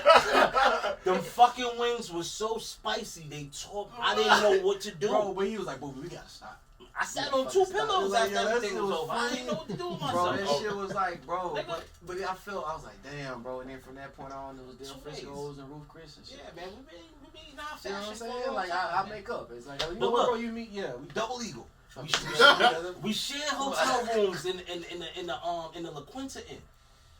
We stealing motherfucker. Your bill come back. So you owe extra $150. Oh, pillows. Mind you, we didn't even realize I'm we were taking every them. pillow. Nigga, we been trolling. It's like, yo, bro. They was like, yo, the bill crazy. Talking about people taking pillows. We in a white van, my nigga. Niggas getting the bus and shit. We look back. This nigga got like 10 white pillows. This nigga been hitting up every hotel taking the pillows, bro. Niggas need a comfort on the bus, man. I feel you, bro. Back in the white van, man, it was padded, man. Bro, that nigga had, I was like, bro, then he had put my nigga Mookie Jones onto it too, so Mookie shit, fucking shout taking out to pillows too. Everybody Yeah, tried, I was shout like, out bro. Mookie Jones. Shout out Mookie. Oh man, it's Mookie Jones. Hey Dutch, remember when Mookie got remember when Mookie got lost in like Austin or some shit? Another story. But anyway, It's some stories. Oh man, that was so funny. I Raleigh, think North we Carolina, y'all laughed. eating them biscuits and shit with that chicken, and everybody got sick. I didn't get Nigga. sick on that one. What That was one it didn't called? get me Time? That wasn't time out. It was like some sick. shit. It was time out. That was it called? It was time out, but it didn't get me sick. Okay, I was like, yo, Yeah. Knife One was like, yo, we gotta see. Yeah, it was Gotta time go by out. this spot, get these It was chicken time biscuits. out. See, damn, now With the I'm trying gravy. to remember that. Yeah, with the gravy. I was trying to remember that. Last time I was in North Carolina. Now it's I would be a terrible conversationalist to not bring up these 2 people that I'm about to bring up right now because they're an important footnote in me meeting Big Krit. And that is Wally Sparks and Big Son. Big Son, Walter Cronkite and MFOG. And the MFOG. Yeah. Now, I'm going to start with Son. Okay. How did you meet Big Son? I met Son when I was 13 years old. Wow. Son knew my brother, but it was this record label in my city named Platinum Plus, and it was passing out cards. That's how crazy it is. Like, they had like business cards. And if you got one, that means you was actually like freestyling like crazy in the city and shit. So everybody's like, I want to sign to Platinum Plus. Turns out the dude that ran Platinum Plus was Big Son cousin. Big Son knew my brother. I had did a freestyle tape over like literally like karaoke machine, tape over here, and I had like beats from off the internet. So I had like the funeral beat by the Clips. I had like a few other things like fucking Blasphemy by Tupac, and I was just rapping on them hoes off the dome, right? Son come over to holler at my brother, and my brother's like, yeah, my my little brother rap. He's like, oh yeah, bet, whatever. And then I played the tapes, and it was like, ever since then, he's like, bro, you got something. And at that time, Son had a record called Box Chevy that was actually kind of moving throughout the city. And from that, it's just like, bro, come over here. So I'm meeting people like Money Black, cat named Baby Ray was like running the radio, like as far as like music on the radio, and he's like the first person in our city that we saw sell actual physical copies. And son, taught me how to write bars, structure and shit like that, and like really being like, bro, like get out here, let people hear your freestyle. And I kid you not, me and son battle rap 20 motherfuckers, bro, at a house party. That's crazy. Me and him both, cause going crazy, nigga, like battle rapping. And I look at yeah, that sound funny to some New York niggas. Shit ain't on YouTube, nigga. Shit ain't documented, but I did it. Eyewitness kind of shit, nigga. Talk that shit. Talk that shit, Crit. You what Numbers was doing, nigga. Me and Numbers definitely was battling. I know, nigga, with Dutch in the back, like, yeah. I forgot where I was at. Talking about battle rap. Big Son, meeting Big Son. Yeah, I don't like how y'all niggas laugh. No. I was like, no. For one, it's the way you said it. It's the way you said it. Yeah, I can definitely imagine you doing it. Yeah, but I forget that's what y'all do. Like, I'm sorry, that was not impressive here. Now that's how everybody got on though. Yeah, but see, that's how everybody got on. Yeah, but it's just not. If I'd have said that in Denver, Colorado, you know what I'm saying? Maybe niggas be like, oh, that's crazy. Y'all niggas be like, oh, okay.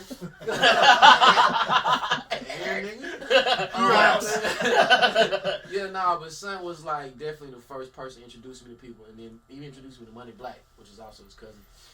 Money Black was the engineer for Top Dollar, right? Which is the label. My cousin Quack had East End Production with my cousin Lodestar, and so it was all a lot of people in my city that I personally knew. But Money Black was the first person that he was on Tascam, bro. Don't worry about it. Tascam, bro, and ADAT machines. So my partner had bought two ADAT machines. He was charging people to record. He didn't know how to cut and paste the hook. Because if you ever work on ADAT, it's literally a tape, my G. And you got to know the numbers, splice it, the tape, redo itself. Some old school analog shit. I talked my nigga like, hey, bro, you need to get this shit called Pro Tools. He's like, what the fuck is that? He's like, man, it's this digital shit, Tascam 12-track thing. He bought the shit. He was like, man, this shit is just too many buttons and lights and shit. And my nigga was like, bro, you know what? I'm going to give you the speakers. You can have the computer, the Pro Tools, and you just fuck with it. And so he was the first person that really showed me how to mix engineer and then gave me the tools to do it myself. So that's why Just Touchdown comes from his equipment. Oh, wow. Yeah. Oh, that's crazy. Yeah. So you learn something new every day. Yeah, man. Damn, I didn't know that neither. Yeah, that's crazy, right? So, all right, so now DJ Wally Sparks. Yes. The Wallace the Owl. Walter I feel Cronkite. Walter Cronkite, because he has every hidden gem of information that you need. We'll be talking about some shit. Why big? I know. Wally need to go on Jeopardy. Wally should be on Jeopardy, my G. Definitely.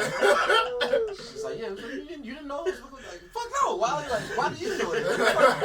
Where did you learn that shit? Wally, like, oh, so I don't touch this. How did you meet Wally? Man, I met Wally. So my cousin was management at the time, D. Jones. Wally was popping in the South as a DJ here at I Just Touched Down. Like most people did. I don't even think it was MySpace. I think we had pressed the disc or CDs, and we just passed them out. And so Wally was like the first person that really, really believed in Just Touched Down. I was like, yo, bro, I need everybody to hear this. And again, he had put that Mary Jane record on his tape. And so I remember the first time I actually met Wally was at TJ DJ's in Orlando, because he was having like a tastemaker. I think that was the first time I actually met him. And me and my cousin scraped up what we could to drive down there. And at the time, Wally still living in Tennessee and shit. And then he was like, bro, this is it. And I was able to meet Trader True. He don't even remember. He probably met Trader True, Julia Beverly. I met so many people there. And TJ D, I was like, yo, this is so crazy. There was so many. DJ. Yeah, I think Flo Rida performed in that motherfucker. It was like the beginning of shit. I was like, yo, this is where I need to be. And then we barely made it back to the crib. And then probably continued to set in. But Wally stayed very consistent with telling me, bro, don't give up, don't quit. And he'll tell you, man, a number of times I called him and I didn't have no money, nothing. And I was like, yo, OG, I don't know if I can keep doing this. He's like, look, just keep putting out music.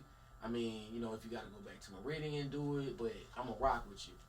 And this was around the time that all hip-hop was only putting up 4 songs on their playlist at the time. And I think I know Wiz had made it at the time on the Breeding Ground shit.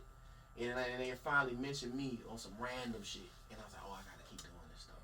And then me and B.O.B. Because B.O.B. had Cloud 9s and it was going crazy in Atlanta at the time too.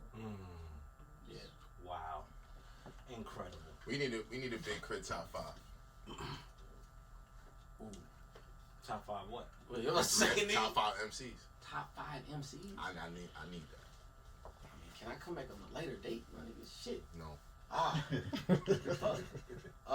Andre 3000, Bun B. Ooh, shit. Me, and Smoke DZA. I like that. I like it too. Yeah, I like that. Yeah, Dre Right. 3000. Yeah, definitely. Now, Like you that. know, if I'm talking to Like Big Krit, I always said when I talk to Big Krit on camera, I'm gonna talk about everything. Forever is a mighty long time. Double CD. Yes. Big Krit versus Justin Scott. Hey, still doing it now. Right. So, a lot of us artists in this time don't do double CDs. Ooh, it was Right? It was tough. It was tough. Now, You I know, know. So battle. that's why I'm getting in. That's I why I'm told getting into the Steve-O conversation. and Dutch, like, I want to do a double album. And it came out. But that shit was tough.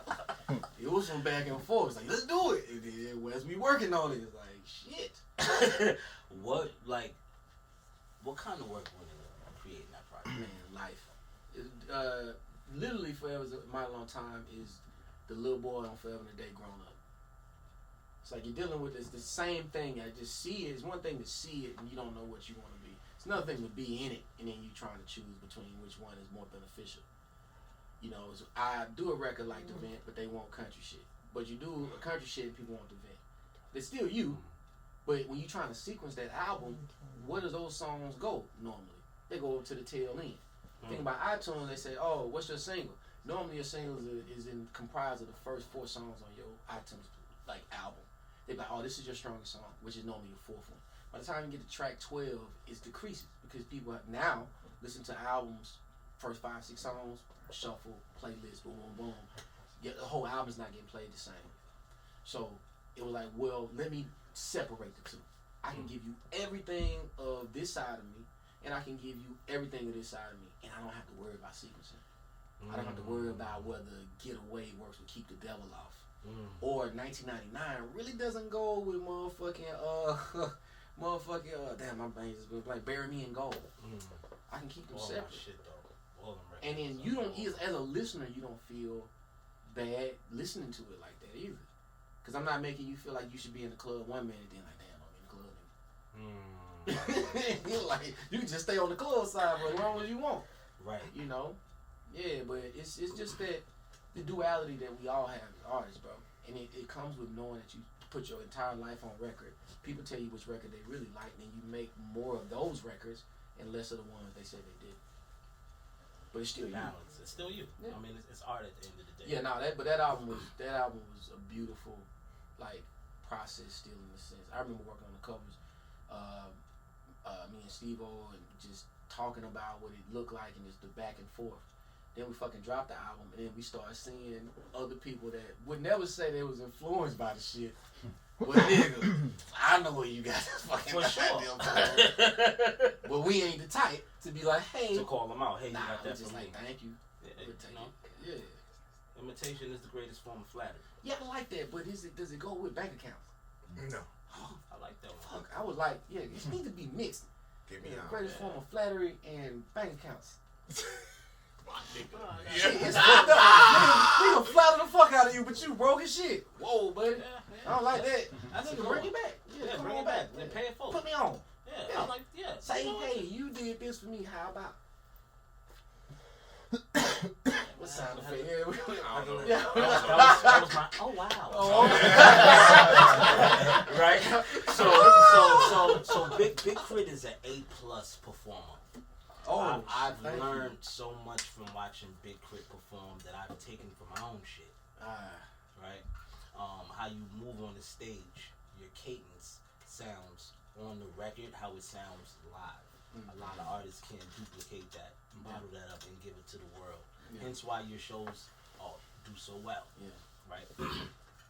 So with that being said, you know, you started with using a DJ. for your shows. Yeah. And at some point within your journey in performing, you like, I gotta up it up a notch. Yeah. I watch you create a whole stage show. Yeah. For yourself.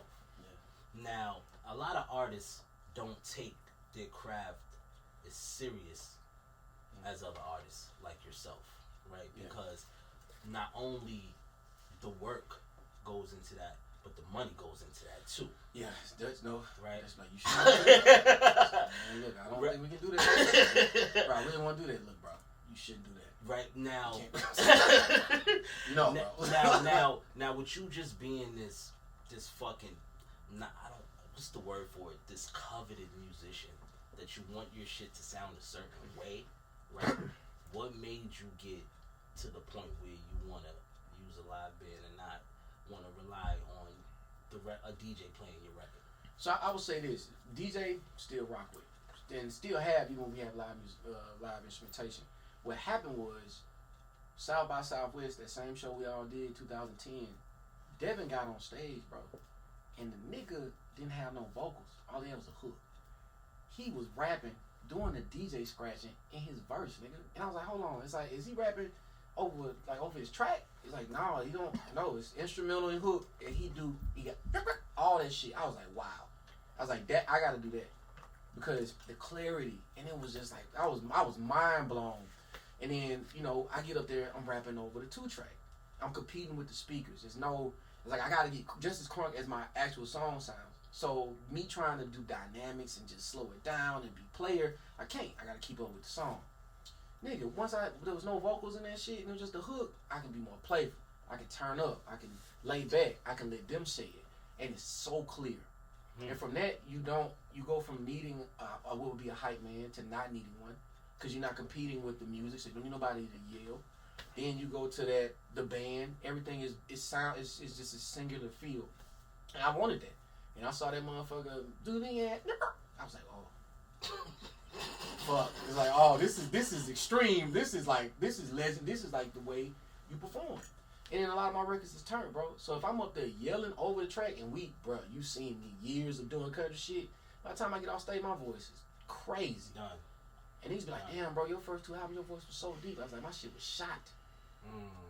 And you do South by Southwest, bro, there's 9 shows a day, nigga. We freestyling, we fucking in blues bars, we got there on the top of, what the fuck, what's the name of that shoe store? We on the Diamonds, we just the Diamonds. We fucking everywhere, bro. And you have a real show at night, and we all sound like shit. And I'm drinking tea, we fucking just going crazy. And we force some shit out, yeah. People don't Yo, know that's about that. Dying out That's there, real, bro. right The there. craziest footnote from what you just told me was the inspiration from Devin to do it, because I never knew that was what you saw to make you be like, nigga, yo, we was all in the corner to... mesmerized. Well, y'all was high. I was high. I was for sure. I was just laughing. Like, I was Devin like, crazy. oh my god. I didn't really think about the And work then that went in the way. Yeah, because he closed. You know what I'm saying? And I was like, yeah, that was fucked up. And I'm thinking, he's doing the scratching, but the DJ there was no turntables. So I'm just keeping, who the fuck is doing it? Niggas in the middle of his verse and won't say the word and just scratch off and just like, what the fuck? And it's always been like that. That's crazy. Yeah. That's crazy. So, right, it started with, K.R.I.T was here. Yeah. K.R.I.T is here. Yeah. Right. Now, K.R.I.T is here is a project that I personally love because I feel like I see the progression in every one of your albums, but in this album, it felt more big league. Yeah. Right. And the fact that it was big league because it was Big K.R.I.T and not because it was on some major label that made it big. Yeah. I think that made it more bigger for me. It was relationships we built over time. Yeah, Right. Yeah. Right. So I think so. Yeah. Pause. Yeah. Right. So with that being said, some of the features on that record, like I love as a fan of Big K.R.I.T, I love hearing you rap with other niggas that's considered those niggas, right? Because I know what you're gonna do. Okay. Right. Yeah. So Addiction with Lil Wayne. Sweetie. For one, shout out to Sweetie. I was so excited that my brother had a record with Lil Wayne. Shit's crazy. It's crazy. How did that come about? First off, the entire album, coming off of TDT, we went and worked with Danger and Rico Love in Miami. And it was me, Steve-O, Dutch, and engineered by Wolf there. And it was a very, kind of letting go of the process by which I make music. You know what I'm saying? And like kind of working with other people. And I even think Camper, came down and worked. And so for that particular album, it was like just letting go. And really listening to Rico, Danger and them, it's like, yo, try this, try that, bro. It's a lot of records that didn't make it on the album. It was like fucking 50-something songs. And then we had a whole at Tree Sounds. I remember. You were that, yeah, bro. This like we listened to all them fucking records, bro. Mm-hmm. But it was me being like, you know what? I'm gonna try it this way. And from that experience, it was a different kind of show too. So, like I made, bro. I did that record I made, and then I was like, it was like, oh man, it's in the can. And then they was like, yo, they love this shit in office. Like they love this record, And I'm like, word, But me, I was like the tunnel vision, like. I know what I do, this is what I do. Some people like, oh man, people like, yeah, this is the one. Like people fucking with this.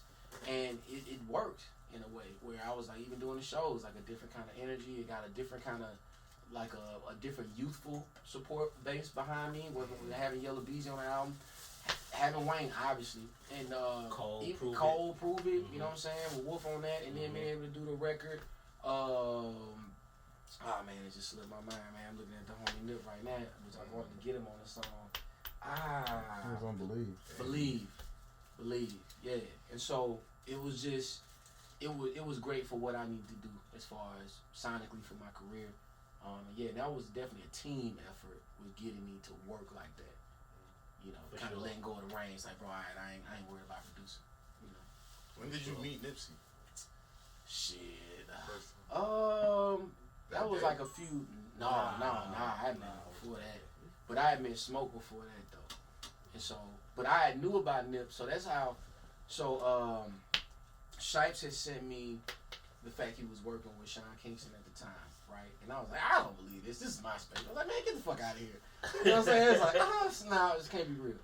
And then it transformed. He was, he told me he was working with this cat, out of LA, and he sent me Nip music. And he was like, yo, they heard Just Us Down, they want to make something similar. And again, I was like pump faking or whatever. And then I remember being in Atlanta when I saw Nip perform on the BET Awards. Because he was telling me, like, yo, he's going to be the next dude out. And I was like, oh, shit.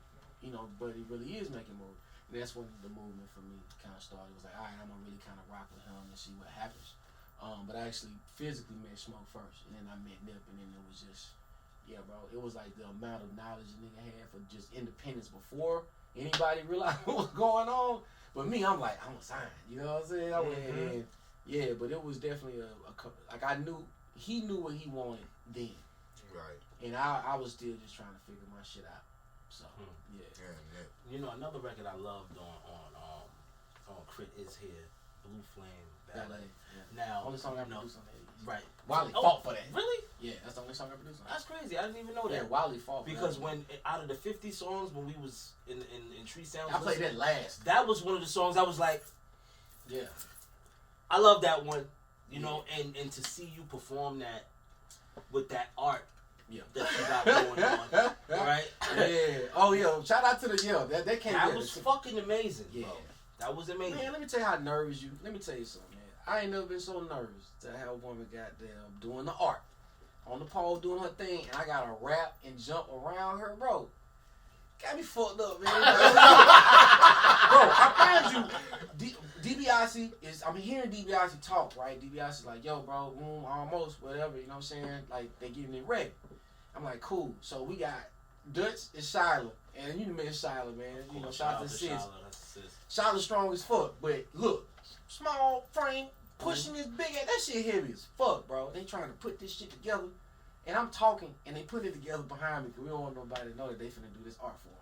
And I swear, bro, every time they put that shit up and they throw them sandbags down, I was like, this gonna be the night. This gonna be the fucking night. Like I said, I fucking know. And it was like, they gonna go too crazy, go too hard, and this motherfucker gonna fall on me, or I'm gonna knock her off. It's gonna be the fucking night. You know what I'm saying? But it just added a different element to it that brought the song together so much, bro. And so, and even being able to do the album rollout, and then be at Blue Flame, and then be ballet dancers outside and the orchestra and shit. I mean, I turned a strip club to a fucking ballet situation. So I mean, shout out to the team. Shout out to the team. You know what I mean? I like to go grammatical order into shit. Okay. Right now I'm gonna get into an album that I personally love. Okay. right? Because I've been listening to Would It Matter. Ooh, yeah. Tell me, does it matter? Tell me, would it matter to you? If this love, Right? You know, because let me tell you, like, the records that I love from Big Krit for myself is the records that you be doing that shit on there. Oh, right? Okay. And I had a whole album of that. And I was a kid in the candy store. Thank you, bro. You know what I mean? And it's like, for one, it's a lot of bravery in going into making a project like that, dedicating a project to just one sound that we used to you doing. But we're not used to a whole album of it, right? And to hear the different voices on that motherfucker and to know all of them is you. You like motherfucking Eddie Murphy in your own movie, right? Because you're doing all this shit that I don't think nobody can do, right? I'm not even gonna start calling this shit out, but that shit is amazing. It is an amazing body of work. Thank you, bro. Okay? I say this is 3 vocalists on this, me, which is all the singing from the male perspective. And it's an amazing R&B singer named Roland from the female perspective. And then the homie Modre did the talk box on Show You Right. So I gotta shout them out. Roll Clean, that's my shit. Yeah. Boring, that's my shit. I mean, you know what I mean? Yeah. You know, Generational. Way Down? Way Down. Yeah. That's my shit. And you know, I want to say, I'm going to highlight in that record because if somebody want to know how you're doing or who you are, you can listen to that album and really find out. Yeah. Because on Way Down on Generation, it's like you taking us there. You taking us there. All you got to do is listen. All you got to do is listen again, right? And as an artist, brother, I appreciate that. The openness. Oh, yeah. To transparency, to share your life under the scope. Yeah. Now, with you creating this album, did you have a conscious effort in giving us that, or did it just go there? Man, I did this record the record Just For You. I had done that February of 2020. I sent it to Dutch. Like, I did it, I swore I was in the gym. I'm fucking on the treadmill. Like, Dutch, you gotta hear this song. I wasn't doing shit, but I was just like, still living the same lifestyle, trying to get my shit together. It was like, yo, this shit hard. I was like, you like that shit? He was like, yeah, this shit hard. And that's when the beginning of, okay, well, I'm gonna do more records like that. But it was going back and forth about what the album sounded like, how I would feel. And then it was just really like, I'm gonna make an entire love album. Because I had already had All the Time, but it sounded totally different. Show You Right was a very rough version. But then once I got in with the musicians, shout out to the man violinist, Jay Brav, Jay Alexander, Mike Hardnett, these people, and then obviously Camper, and then getting in with Camper, I did the South Side of the Moon. And so this was when it was like, oh, okay, it's all making sense, and that was like, okay, I'm gonna make this a love album. And it's a very, the process by making it become strenuous because you want it to make sense. But I probably only made 20 songs to make that album though. Like every song ended up being exactly what it needed to be. That shit is jam. And that's the beauty of it. That was that, and then it was experiences, so it was even easier to write. Yeah, when experience shit is definitely, a cheat code in making records because people feel like, you're thinking about saying this shit, but no, I experienced it. That's what I'm going when you say shit like my name ring bells from Wellington to Belgium, you gotta know that it happens. You gotta know that happens. It's not gonna just call out names. You're not gonna just say that. You gotta fucking know that happens. When you smoke Thunder Kush across the board, you know what I'm saying? I think it's a You're trying, yeah, nigga, you don't remember that shit. We always there. Smoking Steel in there here right now. That nigga hit some weed. That shit had him at the interview like, bro, I don't know if I can talk. Steve be like, nah, he's like, bro, you need to chill. I like him like that. Weed in LA. I like when you smoke weed in LA. You scratching this shit. We wasn't in I don't like that shit. That wasn't in LA. It was LA. That was in San Francisco. Pardon me, I say LA. It was in California. You don't like when I smoke in California. So I thought we was in like fucking Canada. No, we was definitely in San Francisco. Oh, man, he was on that pie. Motherfucker. He was like, my nigga was like, bro, he did. I think that was a nervous reaction. It might have been a nervous reaction. But that whole experience was wild. Oh, the edibles? Everybody was eating edibles and shit. It's never a good time eating. No, but nigga. Oh, man, I had to go do, what's the homie in San Francisco, the DJ, bro? The OG. I can't think of his name. With me, Wally, and Shaw Money, and Dutch went to go holler at him and shit. I'm pissed. I can't think of his name. Homie from San Fran. Always show us love. Any rate, all y'all motherfuckers that got gone, right? Yeah, just I don't even edibles, burner come, you know what it is. Oh yeah, San Francisco burner. Yeah, you always come through. My G, I look back and ask Wally a question. Like, yo, what? Oh, my bad. No, you good. I look back and ask Wally a question. Like, yo, what's the name of that song that, you know, Wally looked at me, looked at his shoelaces, and was like, my shoelaces white, right? And I'm like, Wally, yes, your shoelaces are white. What was the name of that song? I'm just saying, my shoelaces white, right? Oh yeah, he was high as a mother. Nigga, then Shaw Money is in the booth and they asking him questions, and then Shaw hollers out, did you know if you fart on the airplane, nobody can smell it? I'm in that bitch like, what the fuck? What is happening? Yeah, that was a lot. That was. I mean, it was like a fun place. It's a fun place. Yeah, that was. That's true though, bro. It's definitely. What if you fart? He swore by it. I don't think. I wouldn't try it. He like, no. Nigga smell that shit. You gonna smell that That's true. It's isolated. I feel like it can't go nowhere. I mean, maybe if you fart, you can't smell. But I think if you sit next to the bathroom, I fought many times playing. And now you smell the bathroom. You smell the bathroom. Fuck out of here. That's why I said you smell the bathroom. If a nigga go in there and drop a load, and open that door on the way out. They was asking this nigga a serious question. He was like, yo, did you know? I should fuck you up. Yeah, I think I should have known better because he went into the booth to talk. First off, I'm outside the booth. We like all talking, and the OG went into the booth, I think, and then started doing the interview and shit. Should have known then. That shit, it was good times though, man. It was, the cameras, it was good times. That shit was good fucking times. You know what I mean? And now to the present. You know what I mean? We got an album coming out. Full you know what I mean? press. Together, full court press. Yeah, me, you, and Wiz I put you on for free. You know what I mean? I put you on for free. A group album that I'm very proud to be a part of. That shit was fun, bro. It's bucket list shit for me. Yeah. Because I feature currency on that shit too. And spit on it, because every time I post it, niggas be like, where's Spitter? Ask Spitter, man. That nigga got a motherfucking page.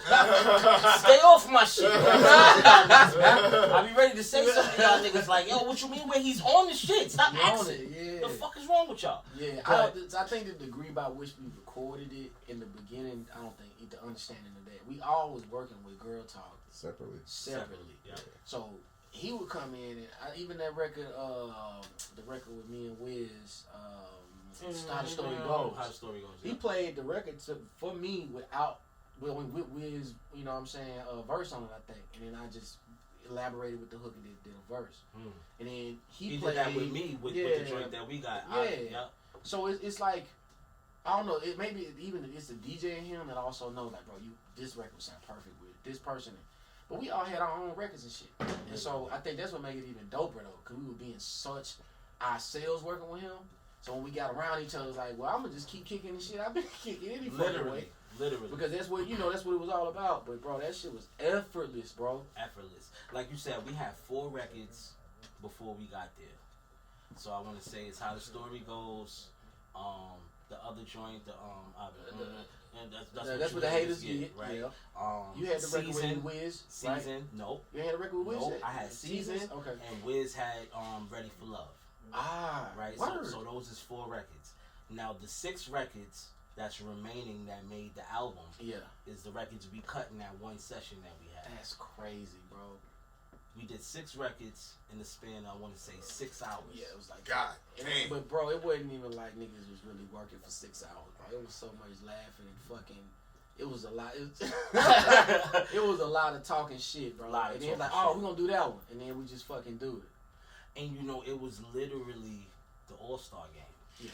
You know what I mean? Like right now, we had the parade. Yeah. We just had the parade because we played the game when we was recording the motherfucker. So I felt like it was so refreshing and easy to just do my part because I got 2 juggernauts that's gonna do what they need to do, and all I gotta do is show up. Man, bro, it's the now it's camaraderie, but bro, it's the beacon of I know if I see Smoke DZA a part of it, and I know my homie happy about it, then that let me know it's good energy. You know what I'm saying? Wiz see you all the time. I see you all the time. Up until that point, I hadn't seen Wiz in years.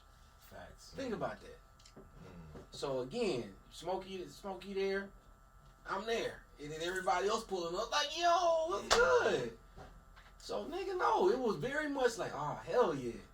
It was a good bridge. Yeah. You know, Greg knew what he was doing. He was like, all right, you know, I know him and Krit is close, and I know him. He's a fucking mad scientist. I know yeah, he pinky in the brain job. He did some mad science. He said, hey man, what do you think about coming to record with Wiz Khalifa? I was like, what you mean? What you can fly me inside? I said, is it? Yeah, well, actually, we can go record wherever you want to go. Hit them in to see what they want to do. Yeah, I'm down. Yeah. And it was easy because you know it's after that phone call. I called you through the. Hey, once I heard you jump on the song, I was literally going through TSA leaving Denver, and I was like, oh, this shit really happened. I was like, Smokey on the goddamn record. And then the pandemic hit, bro. And then we all heard the album 3 weeks ago. Literally, and it's the album. Talk about it. The album, you know, to not talk about it too much. You see the cover, and when you hear the album, you'll appreciate the cover because it sounds exactly how it looks. The unfuckwittables. It's a good time. You know what I mean? Unfuckwittables, the Avengers. Yeah, nigga. You know what I mean? No fucking around crew. The no fucking around crew, literally, right? So, you know, before I let you go, we got this segment on our show. You prepared for your segment, Shoot the Five? Shit. No. You prepared? We do Shoot the Five still? Oh shit, you want to Shoot the Five? We still Shoot the Five? I got a question for you. You really used to work at Blockbuster? Nigga, yes. Yeah, that was a great job, nigga. You got 7 free rentals a week. Talk your shit. Nigga, peep it though, but most people didn't watch 7 free rentals. So if you was cool enough, they would give you their rentals too. So nigga, I'm renting like 14 movies a week, nigga, and I'm watching everything. I watched over 250 movies when I was working at Blockbuster. Motherfuckers would come to me and be like, have you seen this? I'm like, yeah, I saw it. It's like, can you tell me about it? So I became the guy that they knew if some shit came out, they could ask me about it, and I'd give them a great synopsis of what's happening. No spoiler alerts. And I'm like, I'm gonna try this. Or I recommend shit. I remember when it all went fucking downhill though. Netflix was making a killing because they was mailing people the DVDs. Mind you, you can send it back whenever you want, as long as you send it back. Blockbuster like, you know what we gonna do? We gonna give people passes. We're gonna turn it into all you gotta do is pay a $25 subscription. You can rent as much as you want. It's like, oh, this is gonna get bad. Nigga, every movie was only an hour, dog. Nigga rent 5 movies. You know what he do? He drive back after the 5 hours and rent 5 more. Now it ain't no movies. Niggas just rent $25 subscription. They're like, oh, well, what else you got? New movie come out, everything gone. Because everybody can just come get the motherfucker. I remember that era. Then they try to dial it back. They was like, oh, nah, you know, we gonna try. They couldn't switch it up. Like, cause that's brick and mortar, my nigga. Netflix was onto some shit way early. Like, fuck a brick and mortar. We send it to you. Man, yo, that's ill right there. Back, bro. Yo, you just said some real shit. Go that's ahead, a fact, because I remember we had a Blockbuster on 25th where Target used to be. Facts. Right? Next to that fish market, they used to be next door. Stinky Dinky. Right, the Stinky Dinky. And I used to like to, you know, go in there and go look at what wrestling tapes they had. And all they had was the box. Wouldn't there be nothing in the motherfucker because everything will be gone. Back in the day, all you needed to do was order 4 of everything. People didn't have, shit was expensive. You had to have credit. And getting that Blockbuster card was like, nigga, you got an Amex, nigga. That's a fact. He told nigga be like, oh, nigga be like, nah, you can't use my shit. You ain't gonna have no late fee on my shit. Yeah. $5 went a long way back then. A long way, it did. Nigga, so but once they did that, it fucked the game up. I remember being back there, they turned off all the lights and shit. They showed us his presentation. I was like, get the fuck out of here. Get the fuck out of here, man. But I think that got me on my path to just really using movies and being inspired. Like, I watched Friday Night Lights there, all that shit I saw when I was there. Wow. I think I saw that. I saw that afterwards. I saw X. I saw some other shit. I think memory. American History X. I saw. Yeah, that was one of the illest movies ever. I was like, well, this is. That movie traumatized me. Yeah, bro. But I was starting at A, and I just fucking go down the line. Just like this. So incredible. Yeah, incredible. Big fucking Big motherfucking Krit. Big fucking Krit. You know what I mean? Now, you know, on the closeout, I usually ask my guests for a gem, even though you are a gem, and there's been so many gems that's been dropped on this episode. I want you to share a gem to anyone that's chasing a dream. Can I read you a quote I got earlier today? I love shit like that. All right, I'm gonna read this to you, and then because I could tell them to pay their taxes that you should get you a good lawyer if you sign a deal. Definitely understand that money is in order for you to live your life and not blow it all on bottles and all that shit because you're gonna have to pay it back. Leave that there, and if you go in the red, you fuck. But this quote says, bro, let me get to it. Take your time. Give me a second. What the fuck? You want to show somebody some shit that you can't find? Oh, nah, so okay. Take your time. Shit says, between the banks of pleasure and pain flow the river of life. If you spend much time on either bank, you will miss out on life. Dang. So we chase what we chase, and that's cool, right? But it's about having the balance of knowing when to still live your life, though. Like, I wouldn't be able to write about Just a Rose Don't Die had I not experienced love. Love is a very baseline thing. Either you saw it, you experienced it. Some of the stuff I'm talking about is what I saw my parents go through, but I experienced it. If you ask me to talk about what I did between 2020 and 2021, that was true experience. All I did was grieve, be confused, in the unknown, not really knowing what I'm supposed to be doing with myself. But if you ask me about love, I can tell you about that since I can remember seeing it. So it's no way I could have went out of that and then wrote an album about something other than something I really know. Because I would have been lying to you to tell you to do something other than get your mind right, love on your folk, get your community together. Are you eating? Did you change it? Because we always trying to get our minds together. So I decided first thing I do, I'm going to write about what I know. Because I didn't experience nothing but loss, misunderstanding, miscommunication. So let me write about that and love. And that's a gem from the Walking Gem. Nah, that shit got a nigga thinking. Motherfucking Big Krit, my brother. Big I Krit. want to say I love you. I respect you. Man, love you too, bro. I honor you. You know what I mean? You're a visionary, revolutionary. You know what I mean? You're everything in this game. You already know it's always protect Big Krit at all costs. Man, when it comes to Smoke DZA, you look, already protect fucking Smoke know. DZA, you know this thing. Nigga, But let me tell you something about this room. go ahead. When I first came in here, I knew I had me a little wine. I was fine. Y'all niggas been burning it down so I know. I've been trying to keep it together. But nigga, I'm out. Because even I was like, that shit's so prolific with, that's hard. I was thinking about, like, nigga, that make a lot of sense. Like, why I ain't never said it like that before? It's like, nigga, that's high talking. My God, bro. You need to put a little bit for niggas that come in here. Now I'm gonna get the humidifier. Yeah, I got all of the humidifier. The humidifier. I need something that, no, just puts me in a bubble. Like, I'm gonna be a boy in a bubble. It's like, nigga, the fuck are you smoking in here? All y'all niggas. Oh, this is how y'all normally be. I'm over here like, I need to get the fuck out of here. You know, speaking of what I'm smoking on some KK right now. There you go. This came from Wiz Khalifa. To me, Man. that Dutch tried to take, that I made sure I took home. Man, I swear when he Didn't even open it yet. Saved it right there, just to let the people see. Oh God, bro. My lungs ain't shit, bro. I never ever. Yo, y'all, look, man. Y'all challenges y'all be talking about. My lungs ain't shit. Look. Got me fucked up. One of these pictures liable to come alive. Hey, man. Lord look, Jesus. man. This picture right here, man. This NBA is Top Shot right here, man. Yeah. This right here is NFT. Cause what I'm saying, my brother, this is top 3 episodes for me. Let's go. You know what I mean? Because I finally got another one of my brothers to step in here. Let's go. You know what I mean? I had Wiz, now I got you. Hey. I had Joey. You know what I mean? Yeah. It feels like, you know, I'm putting our story together in the right way. If anybody gonna tell our story, it's gonna be Man, us. get them digital roses right. You know what I mean? Get them digital roses. You're getting the digital roses right. You feel me, man? You're documenting.